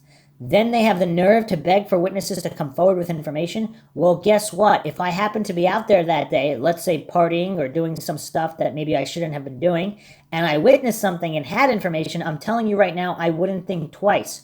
Then I would think 2 more times before I would even consider coming forward because I would be scared, expletive, that law enforcement would throw my ass in jail for something completely unrelated, just like they did to Ron Logan. Stupid, stupid, stupid. I almost feel as though law enforcement doesn't want to solve this crime, and that scares me. So to end my novel, I agree with you. I believe Mr. X is the guy. Have for a long time.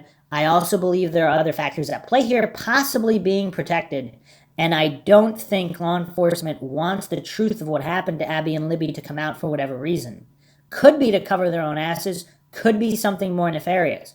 I could be completely off base and change my mind tomorrow. I've been angry at law enforcement today regarding the case. So very, very astute comment by this Jennifer.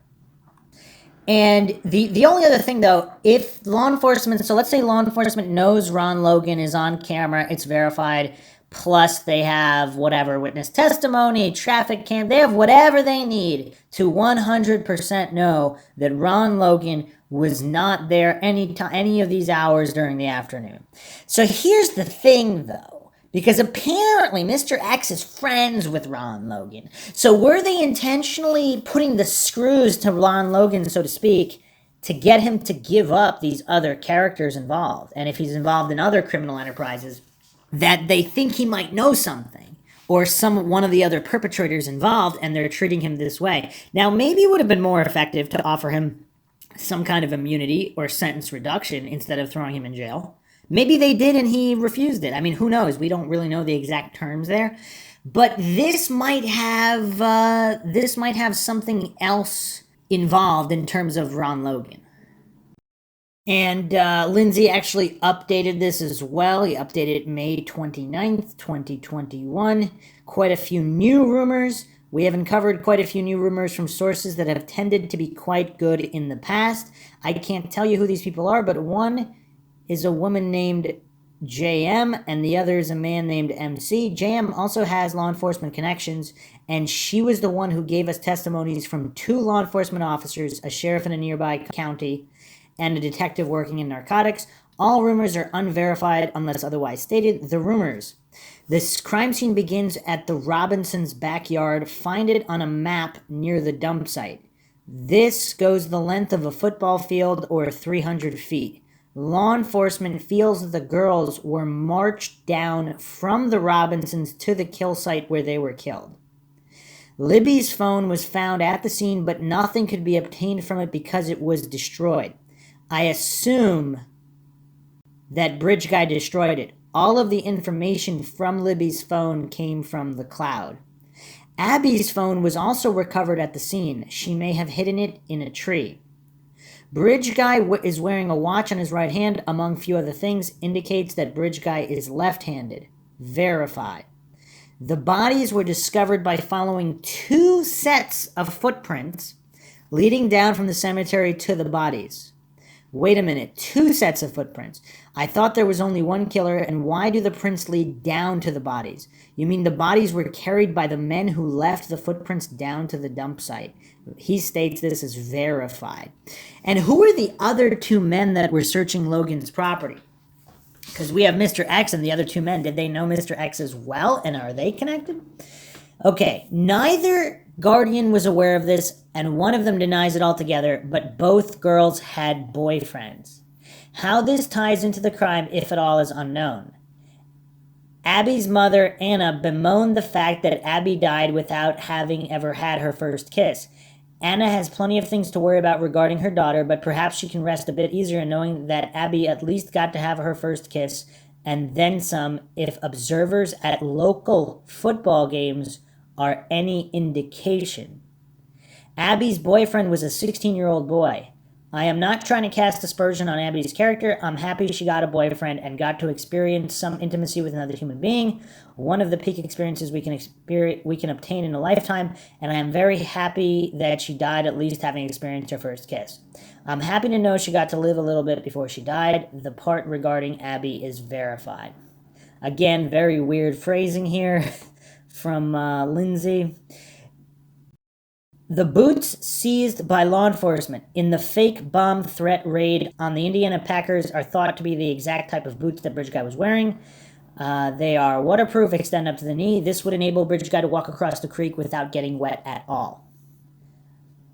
I believe there may have been something said by law enforcement about Bridge Guy's eyes being blue. Someone check me on this, please. At any rate, the woman who was walking her dog, is that the woman who saw Bridge Guy on the south side of the bridge at 12:30 p.m., said his eyes were brown with a hazel tint. Bridge Guy knew that bridge extremely well. Dan McCain said he walks the bridge all the time, and Bridge Guy walked the bridge faster than Dan does. Bridge Guy absolutely knew his way around the bridge and the general surrounding area. Verified. The Daniel Nations tie-in. Rumor says a hatchet was used in the crime. This is actually some very shocking news, but it all makes sense. We know that for some reason law enforcement was very interested in nations who had been committing crimes involving hatchets. Indiana law enforcement went all the way back to Colorado to talk to Colorado law enforcement about this crime. We have been told that law enforcement also went back to another state to check out another criminal who had been committing crimes with a hatchet. One wonders why on earth law enforcement is going all the way back to other states to check out suspects committing crimes with hatchets. Well, now we may have an answer. There is now a rumor from the same two sources above and from a second source that a hatchet was used in the Delphi murders. One shudders to think of how it might have been used. However, one of the girls was killed by a deep cut to her neck. Rumor says she was almost decapitated. Another rumor says that only 1 inch of skin was holding her neck on. Now, the standard view all this time was that this attack was done with a knife, probably a hunting knife, probably one of the 5 hunting knives Bridge Guy has in the deer kit around his waist. However, if you know about knives and the cutting of throats, typically a homicide victim with a cut throat is not cut very deeply because it's very hard to make a deep cut in a throat with a mere knife. If you have seen any of the Al-Qaeda and ISIS beheading videos, you can see that huge knives were used to decapitate the victims. It's dubious that Bridge Guy had a huge knife on him. However, a single blow to a neck with a well-sharpened hatchet could, and in many cases would indeed, leave such a deep cut that one could nearly decapitate someone with a single swing. Although this is an unverified rumor, it does have the advantage of explaining the odd interest law enforcement has had in hatchet criminals in this case. Good transcription of the girl's conversation recorded on Libby's phone before the abduction. This comes from Abby's mother, Anna. She was told this by a detective. I do not know whether she was played the tape or not. Possibly she was. The source is Gray Hughes. Much as I dislike the man, he's very strict about the truth, far too strict in fact, but due to this you can generally bet that when Gray decides that something is true, it almost certainly is. Abby apparently looked up at Libby and says, he's right behind me, isn't he? Abby apparently hurries to the other side of the bridge. The girls discuss which way to go. 2 ways are mentioned. Abby says, is that a gun? He's got a gun. Followed by a click sound. Bridge Guy says, hey, followed by down the hill.